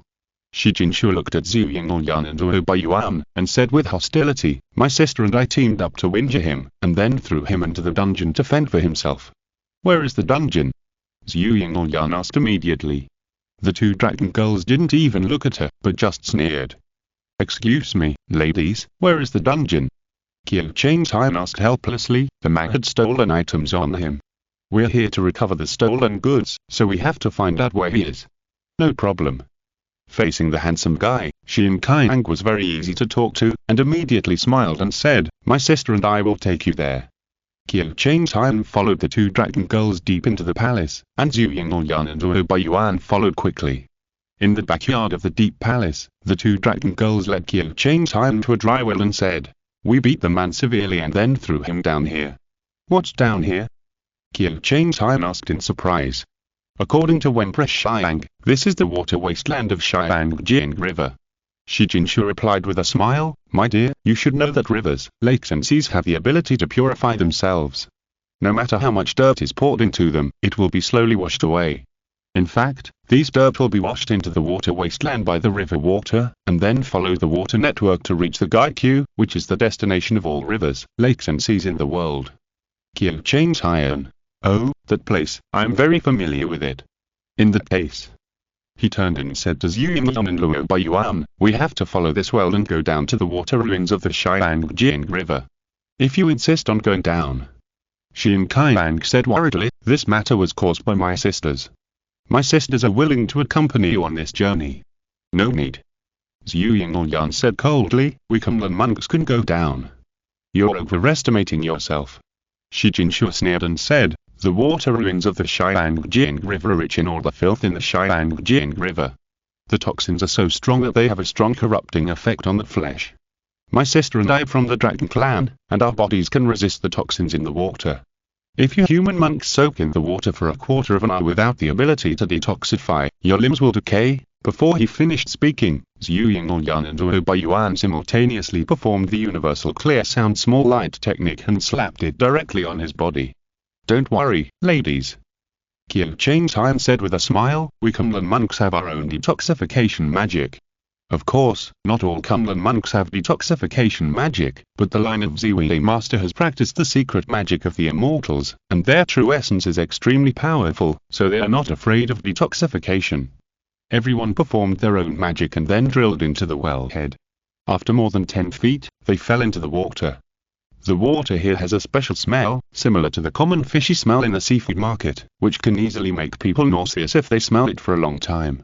The Qilong sisters have revealed their true bodies and swam flexibly in the water. Qiu Chang Tian, Zhu Yingyan and Wu Baiyuan used the universal King Yin Xiaowan magic to cover their bodies to isolate the sewage from their bodies, and then sank. As the depth gradually increased, the surrounding underwater space became more and more open. They had now entered a submerged underwater cave. Continuing down the cave, a black shadow suddenly shot out from below. Qiu Chang Tian was quick-witted and his sword energy suddenly shot out from his sleeves, piercing through the shadow. Everyone could barely see that the creature that was still twisting its body after being pierced by the sword energy was actually some kind of strange fish with a rotten body and bulging white eyes. "What is this?" Zhu Yingyan asked with a frown. "I haven't seen it either." Luo Baiyuan shook his head. "You have to be careful. Xian Kaiang, who turned into a dragon, said, "This fish lives in the water all year round. When it bites, it will inject toxins into the body of its prey. It can not only dissolve the skin and flesh, but also corrupt the spirit and even pollute the soul. You should have said this earlier." Zhu Yingyan said angrily, "Why didn't you say it when you went down the well just now?" She seemed to blurt it out, but Qiu Changtai understood her implication. Although these two dragon girls covet your body, it doesn't mean that they will ask for everything from you. You have to be careful that they are reserved and have hidden calculations. My sister and I came here tens of thousands of years ago. How can I remember it so clearly? Shi Jinshu said with a smile, even if the body of the person you are looking for was completely debarked by these strange fish, at least the items he carried with him should still be there. Maybe he was swept into a corner somewhere. In that case, everyone should be careful. Qiu Changtai said gently, "Let's continue to go deeper along the water flow. Maybe we can find some clues." On the other side, Long Xiaoqi also fell into the water. The girl rolled over and immediately turned into a dragon. She turned around blankly and saw the huge dragon that Shiro had turned into, staring at her silently in the deep water. "Master." Long Xiaoqi swam over, and his originally lazy speed gradually returned to normal. "Where are we going next?" "Follow me." Shiro said in a deep voice, "The space below is huge, don't get lost." I wanted to break the chapter, but I thought I'd better forget it and just narrate it normally. If you're listening to this novel on a channel other than Mundo Fanfic Novelers, it means they downloaded and uploaded it without effort. We cordially invite you to visit our channel, Mundo Fanfic Novelers. There you'll find the original version of this story and you can explore many other novels of various genres. We're waiting for you to immerse yourself in a world of incredible novels. Chapter 570 Crazy Dragon. The cave was extremely dark. Qiu Changtai looked around and suddenly saw a violent water flow rushing out in front of him, followed by countless strange fish fleeing out. Everyone quickly cast magic swords in front of them, and many attack methods were used together, and soon these strange fish were killed or scattered. "Strange," Shi Jinshu suddenly said, "these strange fish don't seem to have any desire to attack. Rather than besieging us, it's better to say they are running for their lives." Zhu Yingyan looked behind him, and those strange fish had already shaken their heads and tails, and fled without any nostalgia. "Be careful," Luo Baiyuan said seriously. Everyone continued to move forward along the passage, and saw the left and right fork in front of them. The left passage was slightly narrow, and the right passage was wide, and the water seemed to flow from the back to the right, which meant that the right should be the route to Gaiqiu, and the end of the left was likely to be a dead end. "Go to the right," Xian Kaiang asked. "Go to the left," Qiu Changtai replied. Everyone was just slightly startled, and then they reacted quickly. According to common people's thinking, if you can judge that the left side is a dead end, you will most likely not choose the left side. But is Yuzi going to pass through here? Not really. If he is still alive here, he must be thinking of finding a place to hide and heal his wounds, rather than going to Gaiqiu. What is the point of going to that ghost place? So everyone headed towards the cave entrance on the left. After about half a quarter of an hour, everyone suddenly heard a strange sound coming from the front. It was like some weird chewing sound, crunch, crunch. Before everyone could react, Qiu Changtai heard Kun Linjing shouting, "No, hurry up!" Before the voice fell, a person emerged from the cave entrance in front. The man's hair was as moldy as green algae, and his robe was tattered. He was chewing a strange fish that was struggling constantly in his mouth. Two canine sharp teeth accurately pierced into the fish scales, and dark green poisonous blood oozed out of the wound like mist. "You are," Zhu Yingyan said in astonishment, "Zuzi? You are not dead." In her perception, the phoenix blood breath on the other person was somewhat familiar, but more unfamiliar. "Descendant of the Tian and Zhu family," the man said in a sobbing voice, refusing to let go of the fish in his mouth. Then, he suddenly devoured the whole strange fish with bones and scales into his mouth, chewed it hard and swallowed it into his stomach, and then laughed coldly. "Good, very good. Until now, the Tian and Zhu family has not let me go." His fangs protruded several inches again, like a flying yaksha, and roared, "Then I will eat you alive." He suddenly turned around and kicked the wall, and rushed over like a cannonball. Zhu Yingyan reacted the fastest, pinched the dough formula, and a golden line spurted out of his mouth. Red Feather 9 Phoenix Fire. The flame split the rock wall like a blade, evaporated the water surface, and cut Zuzi's body in half. It had no effect at all. In Zhu Yingyan's slightly widened eyes, Zuzi's body completely withstood the attack of Kyu Jirfno without any damage at all. He had already rushed in front of everyone and stretched out his hand to grab Zhu Yingyan's neck, but Qiu Cheng's hand blocked it with the Tianyuan Yeki sword, just like steel hitting golden stone. In a flash, Qiu Cheng's hand had reacted. Heavenly demon. He warned everyone around him loudly, he is not Zhu. It's the demon that occupies Zhu's body. Zhu was going to continue to pounce on Zhu Yingyan, but upon hearing this, he immediately twisted his neck 180 degrees and showed Qiu Cheng's hand a weird, bloodthirsty smile. His right arm instantly turned into a large amount of dirty blood, and it shot towards Qiu Cheng's hand like a venomous snake. Luo Baiyuan stood in front of him calmly, and when his hands opened and closed, large pieces of ice flowers unfolded layer by layer, blocking the way of the dirty blood. Be careful. Kunlin Jing said, although I don't know what's inside, the guy who occupies Zhu's body is almost at the level of an immortal. It's too late to say it now, Jing. Qiu Cheng's hand shouted in horror. The red feather 9 phoenix fire is the strongest offensive method of Sister Zhu. The power of the ninefold compressed true essence is so great that even a Yuning-level cultivator can only use magic to resist it. This guy dared to rely on his body to block it without moving his true essence. It can be seen that the gap in strength is already opened up. Fortunately, the other party seems to be not very clear in his mind, otherwise, if he really mobilized his true essence and used magic, wouldn't he kill everyone here in a few minutes? Seeing that Luo Baiyuan's ice flower was rapidly disintegrating under the invasion of dirty blood, Shi Jinshu and Qian Kaiyang, the 2 dragon girls, refused to step forward, and it was obvious that they had already given birth to the intention of retreating. Qiu Cheng's Han hurriedly shouted, "You go first, I'll stop him. Even if you retreat, the invincible setting cannot be abandoned." Zhu Yingyan was not willing to leave first, but came over to grab Qiu Cheng's Han's arm and dragged him away. Xin Kaiyang also turned into a human form and came to help. The man and the dragon worked together to drag Qiu Cheng's Han away, who wanted to stay behind to cover the retreat. Shi Jinshu's dragon eyes shone, and he roared at Zhu. The scorching dragon breath pushed forward madly, although it still failed to burn Zhu's body, the scalding water pushed him back. Now. Qiu Cheng's Han suddenly pinched the sword formula, and the Xiao Fu Shangyang sword energy shot out under the cover of the dragon breath, accurately cutting the rope of the storage bag on his waist. The storage bag fell down, and Zhu Yingyan had already shot out the Yujie sword, and the sword like rolled, pulling the storage bag back. Seeing this, Zhu became more and more furious, and opened his mouth to an exaggerated degree that humans could not open, and roared at his side. The sound was like the sound of a bronze bell, and instantly shocked Qiu Cheng's Han and others so much that they felt dizzy, blurred their consciousness, and almost lost control and perception of their limbs. Qiu Cheng's Han recovered quickly, but he was shocked in his heart. Dragon power. Isn't this the blood power of the dragon clan?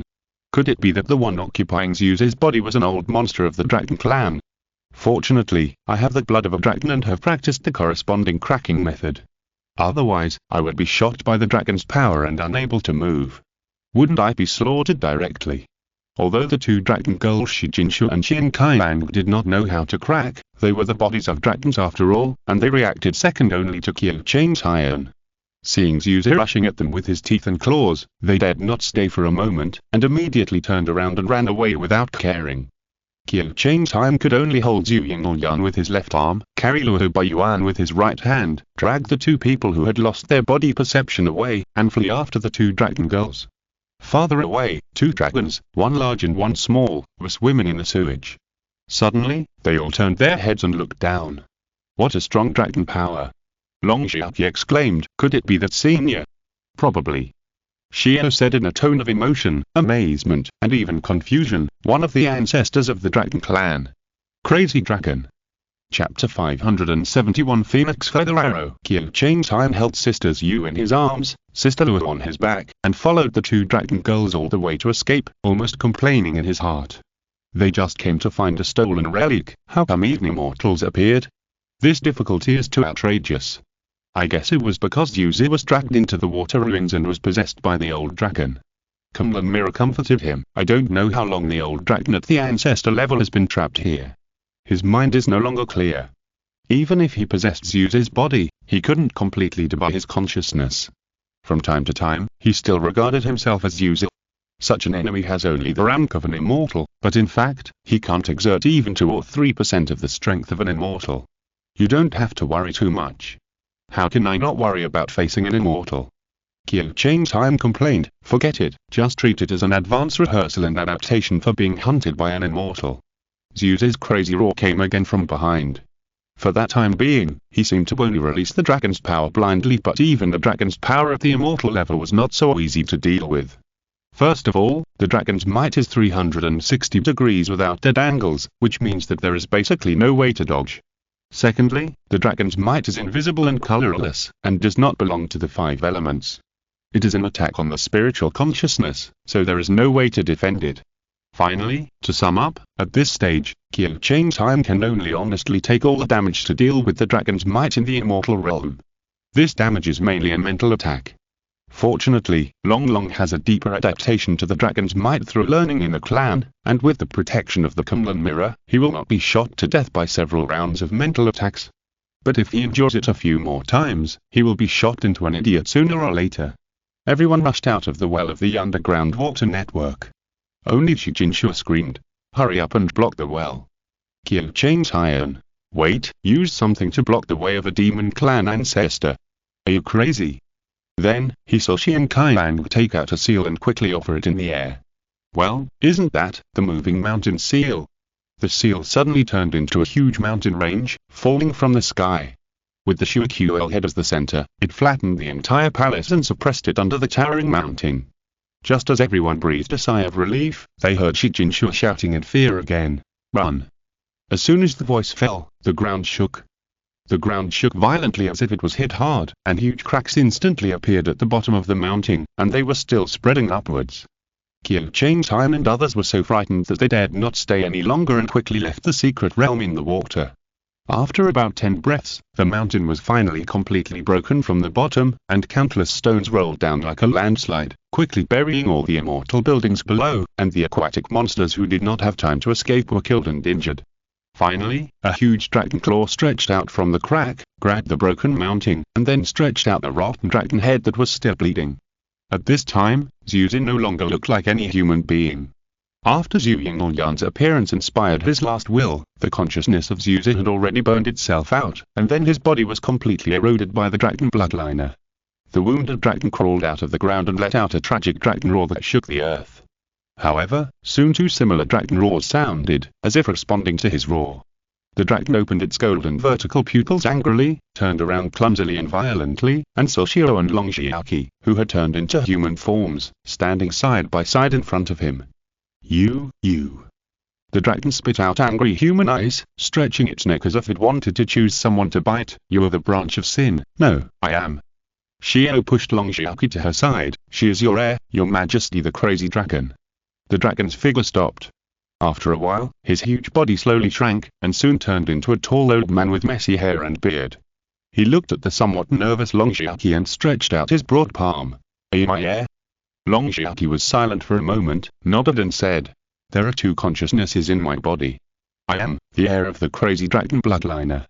Kyo Chang's Time followed the 2 dragons to escape from the secret realm, and slapped the universal clear sound small light spell on the senior and junior sisters, so that they woke up quickly. After Zhu Yingyan woke up, he saw that the surroundings were already the banks of the Xiangjing River, and he couldn't help but breathe a sigh of relief. Looking at the dragon girl's sisters again, he showed a fearful look again. Luo Baiyuan quietly blocked in front of him, ready to protect his junior brothers and sisters at any time.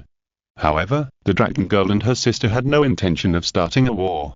They just cried and said, my young master, the secret realm where we live has been destroyed. We have suffered a great loss this time because of you. Kyo Chang's Time smiled awkwardly, revealing a guilty expression. The 2 dragon girls were simple-minded. Seeing Kyo Chang's Time seem to blame himself, they felt a little reluctant and comforted him. Forget it. The old dragon lives in the water ruins. Who can know about this in advance?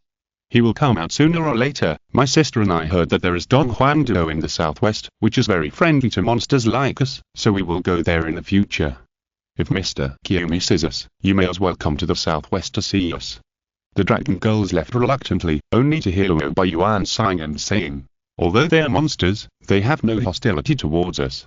The old saying goes, humans and monsters cannot coexist, but it seems that this is not entirely true. Sister Luo, this is wrong.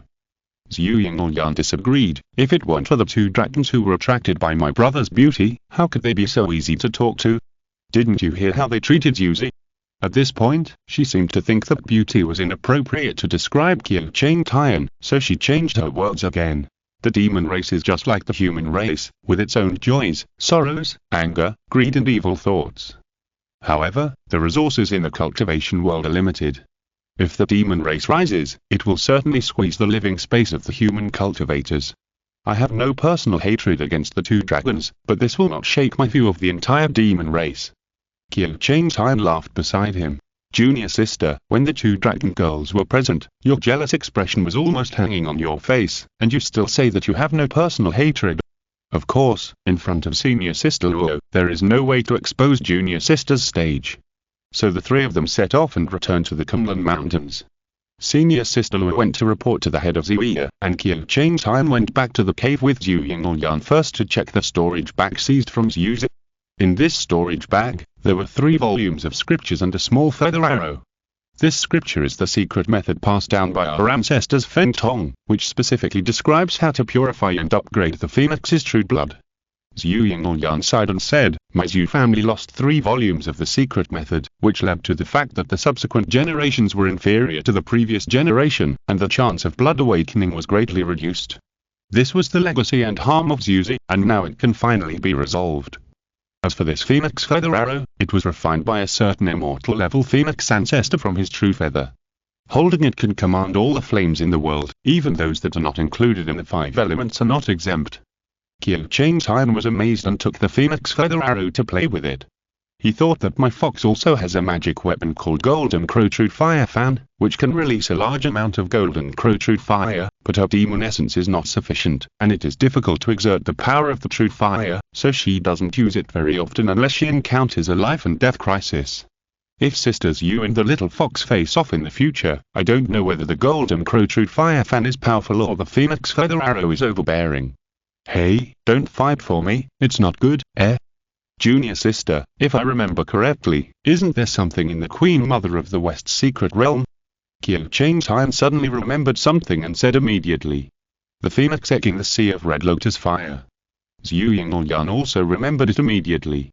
Chapter 572 Who is coveting my wife? Shouanmu Secret Realm, the first level of the 3000 fire houses, the Red Lotus Sea of Fire. Zhu Yingyan injected the phoenix feather arrow with his true essence and threw it into the air. The small feather arrow was seen spinning in the air, and suddenly it sucked all the flames in the Red Lotus Sea of Fire below like a whale sucking water. However, after only pushing the flames away by about 10.5 feet, the surrounding Red Lotus Sea of Fire surged again, resisting the suction of the phoenix feather arrow's flames and achieving a balance. Kyo Chang Tian did not dare to neglect it, and quickly walked down with Zhu Yingyan and stepped into the cleared Sea of Fire passage. The lava ground under his feet was not only hot, but also soft like mud, and boots could easily sink into it. Zhu Yingyan did not stand firmly, and Kyo Chang Tian hurriedly supported her. The two of them continued to move forward hand in hand, and came to the depths of the lava seabed, and finally saw the phoenix egg. This is a palm-sized egg, the surface shell glows like lava, and the golden and red patterns are intertwined and difficult to distinguish. Next to the phoenix egg is a huge bird skeleton. Zhu Yingyan stared at the bird skeleton, and her eyes were involuntarily stained with compassion. In her opinion, the original owner of the phoenix remains was undoubtedly the mother of the phoenix egg. The phoenix is not afraid of the Red Lotus Fire, and the cause of death of the phoenix mother can only be due to injuries. In order to prevent the enemy from getting her child, she risked serious injuries and did not seek treatment, but dived into the depths of the Red Lotus Fire to lay eggs. This is great maternal love. Brother, she asked in a low voice, can I pick up this phoenix egg and raise it? Raise a phoenix? Kyo Chang Tian laughed dumbly. For the human clan, the standard for raising monsters depends on the bloodline or cultivation of the monster itself. For example, Kunlun allows some intelligent cranes to live inside the Kunlun Mountains. After all, these cranes basically have no chance to transform, and will not threaten Kunlun disciples. But for high-level monsters like phoenixes, the attitude of Kunlun clan is not easy to say. After all, there is a Kulin at the gate of Donghuang Road. Usually, it lies there like a big boss, doing nothing, as if it has invited a Buddha back. If you train it, it won't listen. If you drive it away, it's hard to bear, because it feels that it can still help when the sect is in crisis. In short, it is very difficult to deal with. Qiu Changtian thought carefully for a long time, nodded and said, "Junior sister, you can keep it first. If you can really keep it well, then even if the master finds out later, we at least have a reason to explain. But if you can't keep it well, you can't continue to keep it, or release it, or report it to the sect to deal with it." "Of course I know that."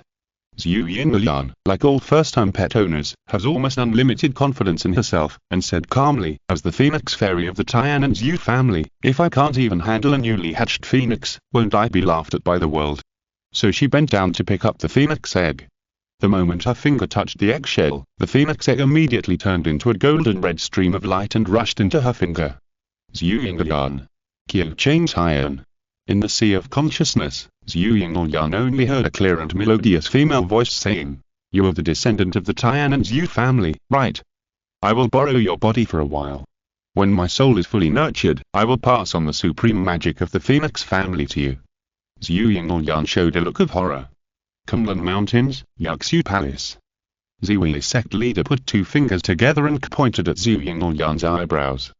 Qiu Changtian watched nervously from the side, his worry was beyond words. "Where is the cute young phoenix? How come it suddenly became an old bird? My wife will not be possessed by someone else." After a while, Ziwi sect leader put away his fingers and said, "Interesting secret method." "Master," Qiu Changtian couldn't help asking. "Oh, Changjiang." Ziwi sect leader smiled slightly, "I didn't expect you to show such an expression, very good." Qiu Changtian. Kindying's situation is rather special, but there is no need to worry. The phoenix is just using her sea of consciousness to heal itself. Ziwi sect leader continued, "After the soul is completely restored, the phoenix will leave the body, be reborn from the ashes, and obtain a physical body. For the phoenix, taking over the human body is far inferior to their reborn bodies from the ashes, so you don't have to worry about this." After hearing this, Qiu Changtian showed a look of relief on his face, but he was even more worried in his heart. "Naive, master, too naive. Regardless of whether the other party has the motive to take over the body, as long as the other party temporarily lives in my wife's body, it means that life and death are in the hands of others. How can I feel at ease?" But since Ziwi sect leader said so, of course he couldn't say that he didn't trust the master's judgment, so he could only secretly decide to find a way as soon as possible to ensure that his wife would not be taken over by the phoenix. Got it. If I get intimate with my junior sister more, will the phoenix get bored and give up replacing my wife? Ziwi sect master didn't know what this precious disciple was thinking, and only told Zhu Yinglian. "Although the phoenix in your body is not too old, it is an old predecessor in the early ancient times. Be careful to be polite when communicating with her, and don't be disrespectful to her. She has promised to teach you the secret method of the phoenix, and she will definitely not break her promise." Zhu Yinglian effortlessly understood what Ziwi sect master meant. In the early ancient times, it was the period when the witch clan ruled all the clans. The relationship between the human race and the demon clan was very good, otherwise there would not be the marriage between Fenton and the Zhu family. Moreover, the phoenix of that era was also the most trustworthy and moral race among the demon clan, and was known as the first of the 5 virtues. If you say that you will be rewarded after you transfer money, then you will definitely be rewarded, which is completely different from any telecommunications fraud. Disciple knows. Zhu Yinglian said seriously, "Disciple will definitely ask this senior phoenix for advice." Qiu Changtian was worried beside him, but he had to pretend to be happy for his junior sister, which was really uncomfortable. After saying goodbye to the headmaster Ziwi and returning to the Jinlan cave with his junior sister, Qiu Changtian looked at the happy Zhu Yinglian and hesitated to speak. "What's wrong, senior brother?" Zhu Yinglian noticed that his expression was different and asked curiously. Qiu Changtian was silent for a moment, then opened his arms. "Come, junior sister, hug." Zhu Yinglian didn't understand why. Her face was slightly red, and she came over and hugged her senior brother with her backhand, but she didn't rub against him like a little fox, nor did she cling to him like Mishi, just a simple hug. "What are you doing?" Phoenix asked curiously in the sea of consciousness. "Hug? It's just a courtesy between Taoist couples." Zhu Yinglian was embarrassed to answer, but remembered the instructions of the headmaster Ziwi, and still reluctantly said it. "You two are Taoist couples?" Fen Wang said in surprise, and immediately shouted, "Then why are you holding him? Hold down his limbs and push him down." Chapter 573. already become an immortal Wei Dongliu for Qiu Chang's time now. In addition to confirming whether Junior Sisters Yu is at risk of being possessed, he regularly goes to the 3000 firehouses in the Queen Mother of the West secret realm to fight and train his consciousness.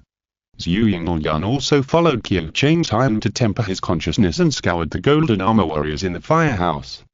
Probably because the news spread, several newly promoted Jindans Henren have come to the Queen Mother of the West secret realm for trials recently. However, due to the huge gap in strength, they only tried in the first to third light heavy secret realms, and they fought cautiously and step by step, which was completely different from Qiu Chang's time and Zhu Yinglian's big move and unparalleled mowing. In other words, their style of play is the original intention of the design of this trial secret realm.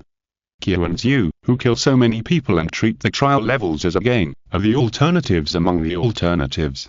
Looking at the overall situation, not only is their own cultivation foundation extremely stable, and they have formed a first-grade golden elixir, but the archives of several lines have also made progress. Let's not talk about the fact that the Shushan route is the slowest, but the status of King Luo Peak is also rising steadily. After all, Senior Sisterin has a second-grade golden elixir. The Penglai route is already connected with the Wangxiang Immortal. The Demonic Path route has even found the whereabouts of the Hell Path. Everyone has a bright future. On this day, Qiu Chang's time went to Yuxiu Palace with Junior Sisters Yu to listen to the sutra as usual.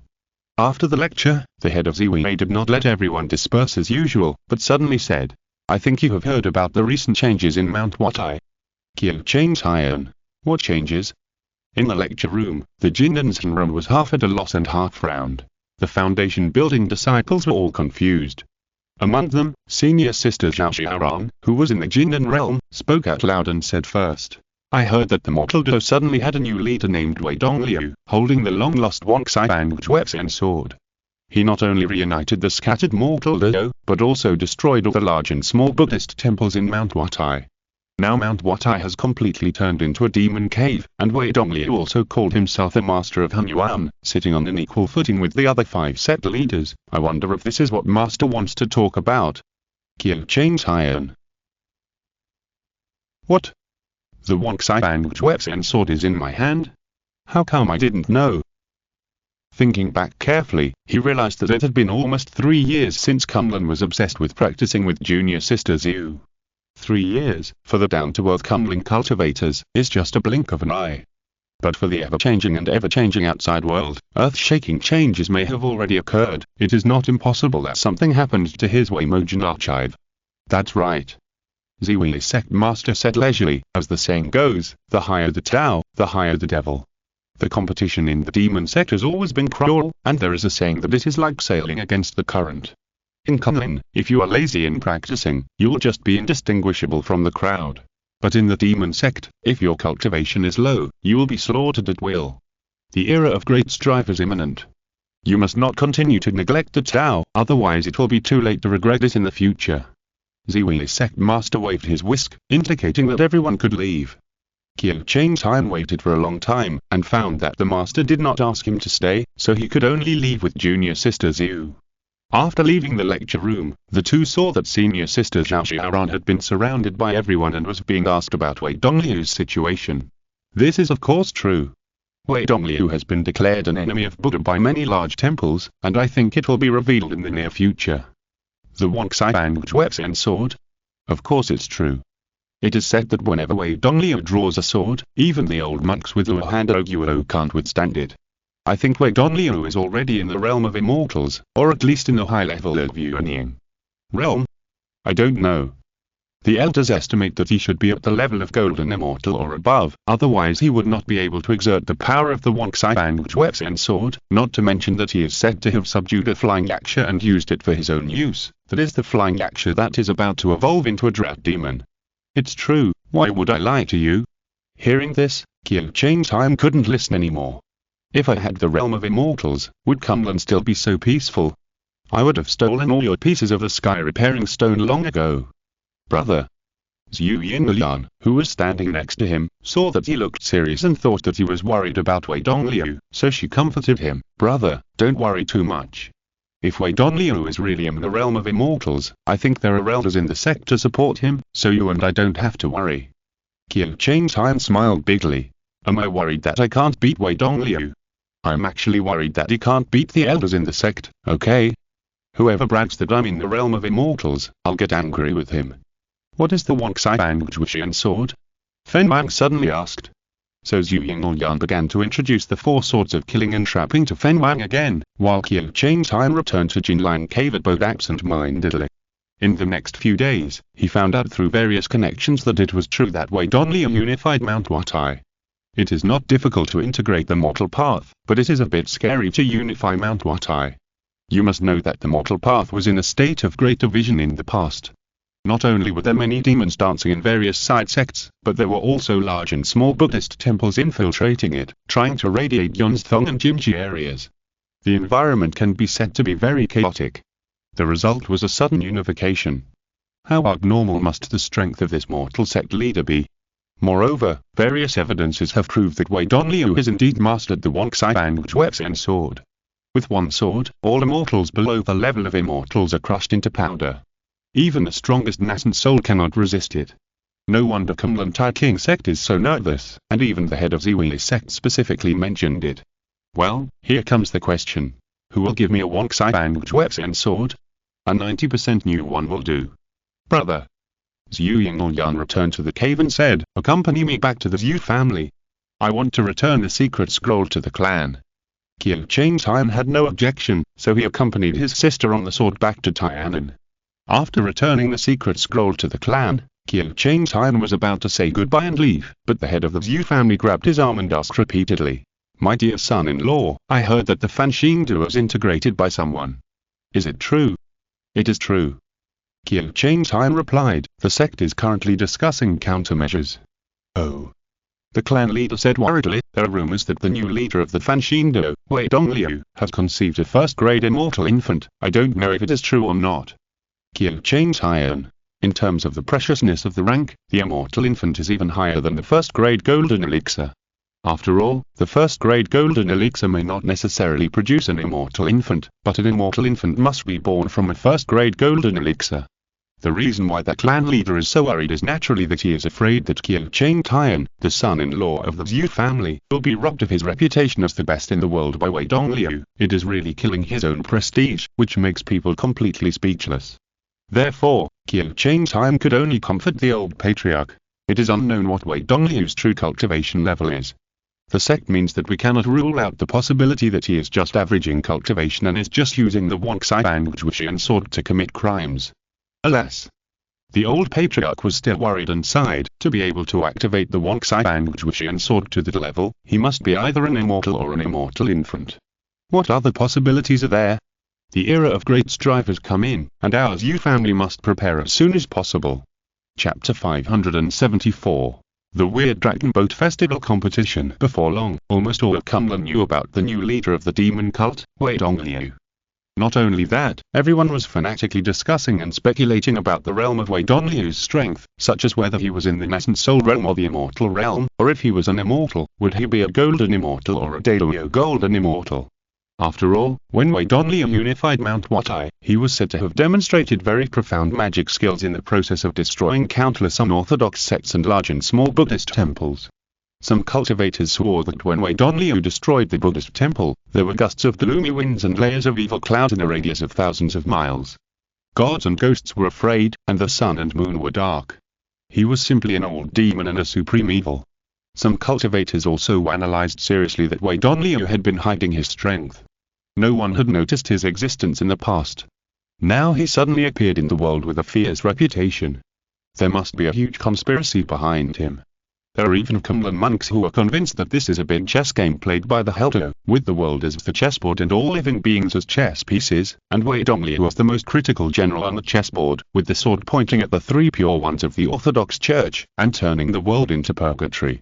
For these speculations, Qiu Changtian can only say that everyone is happy.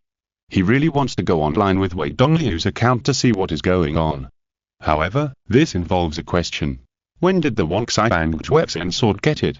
Obviously, according to the law of the timeline, after reading Wei Dongliu's file, he must have had the Wuxian sword at some point. If Wei Dongliu gets this sword, it's okay, but if only Lin Yunpo, Luo Yan or even Long Long can get it, then in order to ensure the closed loop of history, the Avenue of Time will suddenly do something serious when he plays Wei Dongliu, causing him to have to switch to the corresponding character save file and get the Wonxai Bang Wetsun sword as recorded in history. Therefore, for the sake of safety, of course, it is better to switch to other characters first to see if you can get this sword. If he succeeds in getting it, he can read Wei Dongliu calmly, instead of being forced to do it by the Avenue of Time. A Jing. Qiu Chain Time ordered, read the save file Ling Yunpo. Okay. Kunlun Mirror began to cast. Point 2. Shushan Shang King Sect, King Luo Peak. Character Identity. Ling Yunpo. Mirror Flower Water Moon template overwritten, currently traveling through time and space. Not long after arriving at Shushan, Ling Yunpo learned another piece of unfortunate news. As the Dragon Boat Festival is approaching, the Shushan high-level officials plan to hold a Dragon Boat Festival competition to celebrate the festival. What kind of brain circuit would come up with the idea of using the bloodshed in the sect to celebrate the festival? Ling Yunpo couldn't think of it anyway. In short, since he was promoted to Jintan's Hinran, Lin Yulanzhen and his friends have obviously visited less frequently. Ling Yunpo certainly understands their psychology. They are obviously senior brothers and sisters, but the junior brother formed a Dan first and was promoted to Hinran. Call me junior brother, sorry, call me Master King Fei. Being a generation younger for no reason makes people feel even more awkward. It's better to stay in the peak and practice hard. Without Lin Yulanzhen and others, most of the sources of information for King Luo Peak were directly cut off. Ling Yunpo didn't have any good solution. He could only take time out to visit other Shushan fellow disciples during his free time from daily sparring with his senior sister and find out some information through chatting. On this day, he received an invitation from Sima Changyan to attend a banquet and sword meeting. The so-called sword meeting corresponds to the poetry meeting of literati, which is a form of private gathering of Shushan sword immortals. The sword meeting is divided into literary meeting and martial meeting. The literary meeting is to discuss the feelings of swordsmanship. For example, the old ancestor of the Yuan family preached in the Yuan family and answered questions from the attendees in the past, which is a typical literary meeting. The martial arts competition is a competition between people, which is relatively more violent, but overall it is just enough, not like a fight to the death with a certain sword immortal, where swords are broken at any time, and the person's cultivation is stagnant and vomiting blood. It is said that the sword competition held by Sima Changyan this time invited many brothers and sisters in the Jindan realm, so it is an out-and-out literary competition. After all, with his cultivation in the foundation building realm, he is not qualified to host a martial arts competition. Ling Yunpo had just arrived at the venue when he heard several sword-carrying brothers sighing and chatting while drinking. Why is there another competition on the Dragon Boat Festival? I finally formed a golden elixir and thought I could rest for a few decades, but I didn't expect that person to follow me again. I heard that after Brother Yu learned that the grass-cutting sword fairy had formed an elixir, he was busy going out for training. He was caught by the master and then he revealed the truth. It turned out that he and the grass-cutting sword fairy had an old grudge. Now that the grass-cutting sword fairy has formed a golden elixir, and it is a second-grade one, he is afraid that the other party will take advantage of this Dragon Boat Festival competition to beat him to death. Hey, but I heard that this Dragon Boat Festival competition is not an ordinary one-on-one duel, but, Ling Yunpo just heard the word but when someone interrupted and said, SHH, Ling Poon is here, don't mention it. The sword-carrying brothers sat upright and drank calmly. Ling Yunpo was furious and could only force himself to calm down. You stopped talking halfway when you saw me. What does it mean?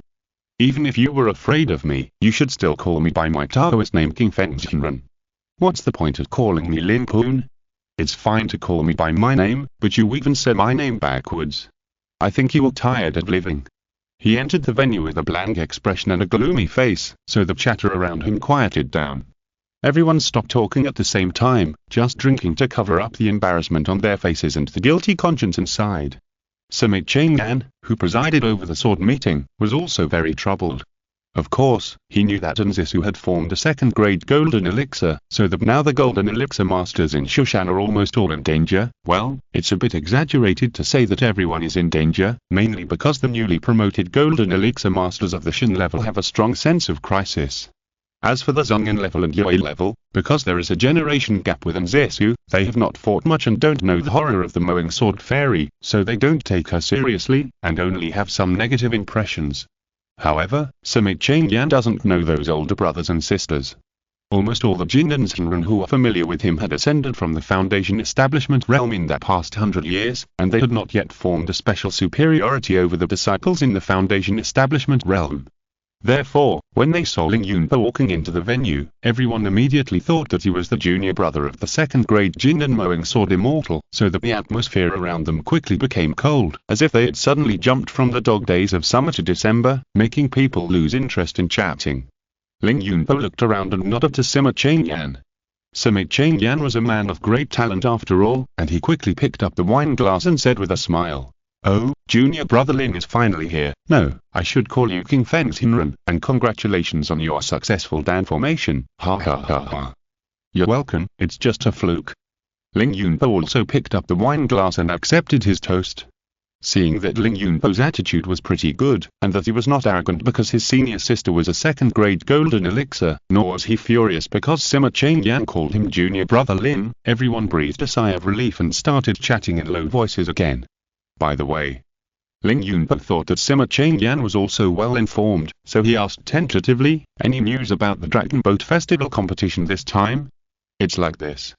Sima Changyan also wanted to make friends with him, so he whispered, "I heard that in this competition, the Foundation Establishment Realm disciples will still compete with each other within the sect, while the Golden Core Realm disciples will organize themselves to go west to the Qinghai Tibet Plateau to kill the foreign monks of Shirodado, and the competition will be counted according to the number of heads killed."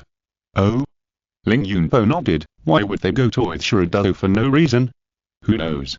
Sima Changyan sneered and said, "A few days ago, Shirodado went crazy for some reason and sent people to kill my Shushan disciples everywhere near Siquan and Shu, and said that my Shushan disciples had stolen their sect's treasures.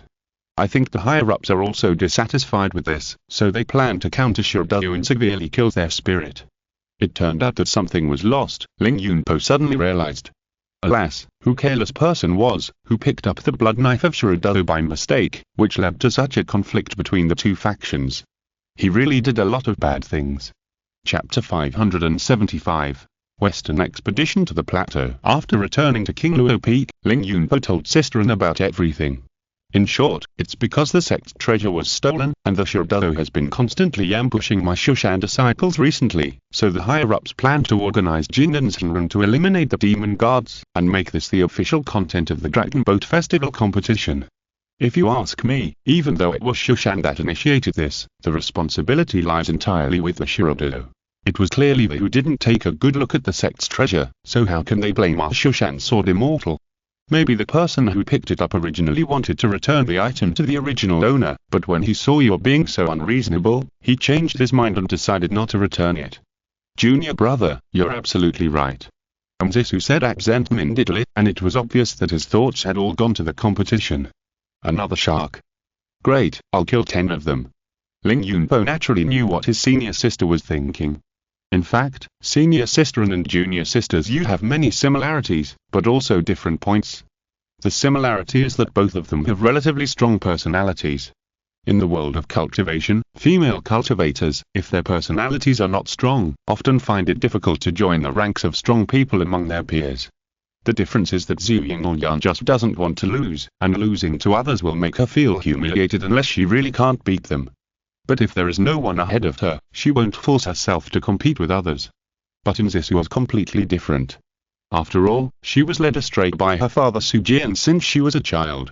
What she desires is not just victory, but a hearty victory after violently crushing the enemy. Junior sister's Yu is competitive, but senior sisterin is competitive. The latter is a very common character of Shushan sword immortals, and is also the source of the outside world's contempt for being called Shushan reckless. Seeing that Zisu was full of fighting spirit, Ling Yunpo knew that without further ado, senior sisterin would definitely accompany him to participate in the competition. Speaking of Danjie, the key refining technique of the King Luo Peak lineage, Sujian originally only gave up to the Watfu level, and did not even have the Danjie Gong method, let alone the Jindan realm. Fortunately, the two of them got the Tiasang Sunday and Moon Hunyuan Sutra in the Baiyujing secret realm, so there was no obstacle to the improvement of their cultivation. However, Sujian's 7-killing sword technique was also only passed on to Zisu's sword moves up to the Watfu level. As for the swordsmanship of the Jindan realm, although Su Jian left behind the swordsmanship classics, learning swordsmanship from the scriptures is as unreliable as learning to build a nuclear bomb by watching a video, and there will be big mistakes in the details. After all, in this era where the Taoism is regarded as life, no one will write down the key secrets in detail, so that others can steal the Taoism by just reading the scriptures. Therefore, the two newly promoted Jindan sword immortals can only learn from each other and hone each other's swordsmanship level. For example, it is like a country that has not completed military mechanization and has to develop a cavalry corps. In essence, it is a last resort. Considering this point, Ling Yunpo strongly invited senior sister to participate in the Dragon Boat Festival expedition. In fact, this aspect is also included in the consideration. As the Shurdo of Tipchen Mountain is adjacent to Shushan and has no natural barriers to protect it, its swordsmanship level is also second to none, otherwise it would have been destroyed by the Shushan ruffians long ago. If you can get the Jindan realm swordsmanship of Shurdo, even if it is incompatible with the 7-killing swordsmanship of King Luo Peak, at least you can practice it here. If it really doesn't work, Wei Dongliu can only come forward to get a Jindan realm swordsmanship of the magic way, and then disguise it as a battlefield sieger. Cunning, Penglai and Shushan have too close a relationship, stealing their swordsmanship is easy to make mistakes, and it is difficult to explain. Fortunately, Zisu has always been obedient to this junior brother. As long as Ling Yunpo makes up a barely acceptable excuse and shows that I hope my senior sister will do this, Zisu will naturally agree. The degree of domestication has reached the maximum. As time enters May, the conflict between Shushan and Shurdo has become white hot. A large number of Shushan Jindan sword immortals, led by the Yuning Elder, split into small groups and headed towards the western plateau. The reason for splitting into small groups is, on the one hand, to maximize the characteristics of Shushan sword immortals who are good at fighting alone, and on the other hand, it means that they only want to severely damage Shurdo, not to destroy Shurdo. If it were the demon clan of the Eastern Empire realm, they would often send out several divisions of troops to directly destroy the other clan and species. The form of war on both sides is completely different. Arriving near the Hingduan Mountains, the Yuning Elder who led the Shushan team began to assign tasks. Next, we will be divided into 3 directions. Team 1, follow me to the north and intercept the pursuers from the south of Tipchen Mountain. Team 2, continue to the west and annihilate the main force of the Shurdo evildoers on the plateau. Team 3, turn south and walk along the valley area of the mountains to wipe out the remnants of the evildoers. As soon as these words came out, everyone looked at the Yuning Elder eagerly. The reason was also very simple. Team 1 had to fight to the vicinity of Tipchen Mountain, which was the most dangerous, and the enemies they encountered were also the strongest. They might even encounter a fight between gods and be involved. Of course, don't forget that this is a big competition.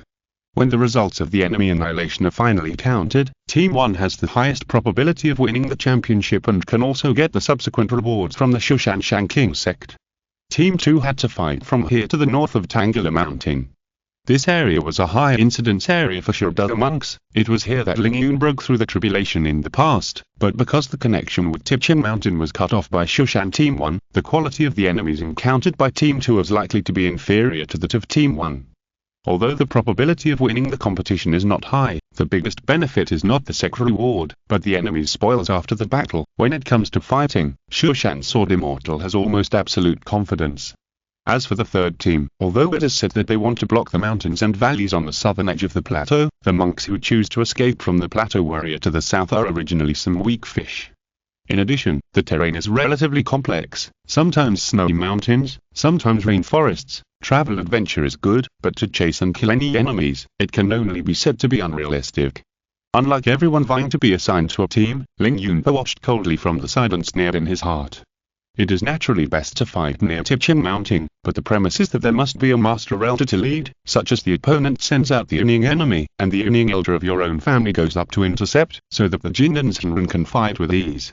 But for Ling Yunpo of King Luo Peak, going to Tipchen Mountain with senior sisterin is like deliver and take out to the door. The Shushan second grade Jindan Shinran without the protection of the elders is here. Come on, Shark. If this Yuning elder really assigned that two to the same team, Ling Yunpo would have to discuss with his senior sister how to find a place to hide and survive the competition.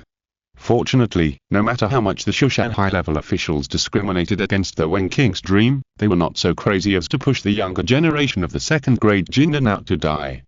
The other party just said briefly, "You King Luo Peak follow that third team," and then did not give any more instructions.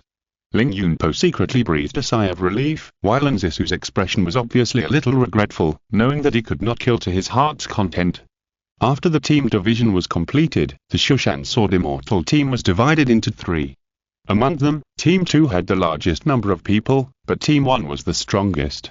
Team 3 not only had fewer people, but was also relatively weak, and most of them were newly promoted Jinden's Hinran. If it was Team 1 or Team 2, everyone would still be interested in holding a group, but now they were sent to the edge of the plateau, and they didn't even have the interest to chat, and soon they each found their own direction and dispersed to search for the enemy. Ling Yunpo followed Nzisu and walked westward along the mountain range for several days. As expected, he did not encounter a single enemy. If he continued to move forward, he would enter the territory of cunning, right? Senior sister and would not run into junior sisters you, ha ha ha ha. End of this chapter. Thank you very much for reaching the end. Don't forget to like. Looking for more exclusive content and immediate access? Subscribe to our Patreon. Remember, every like, subscription, or donation encourages us to continue. Thanks to everyone. See you in the next video.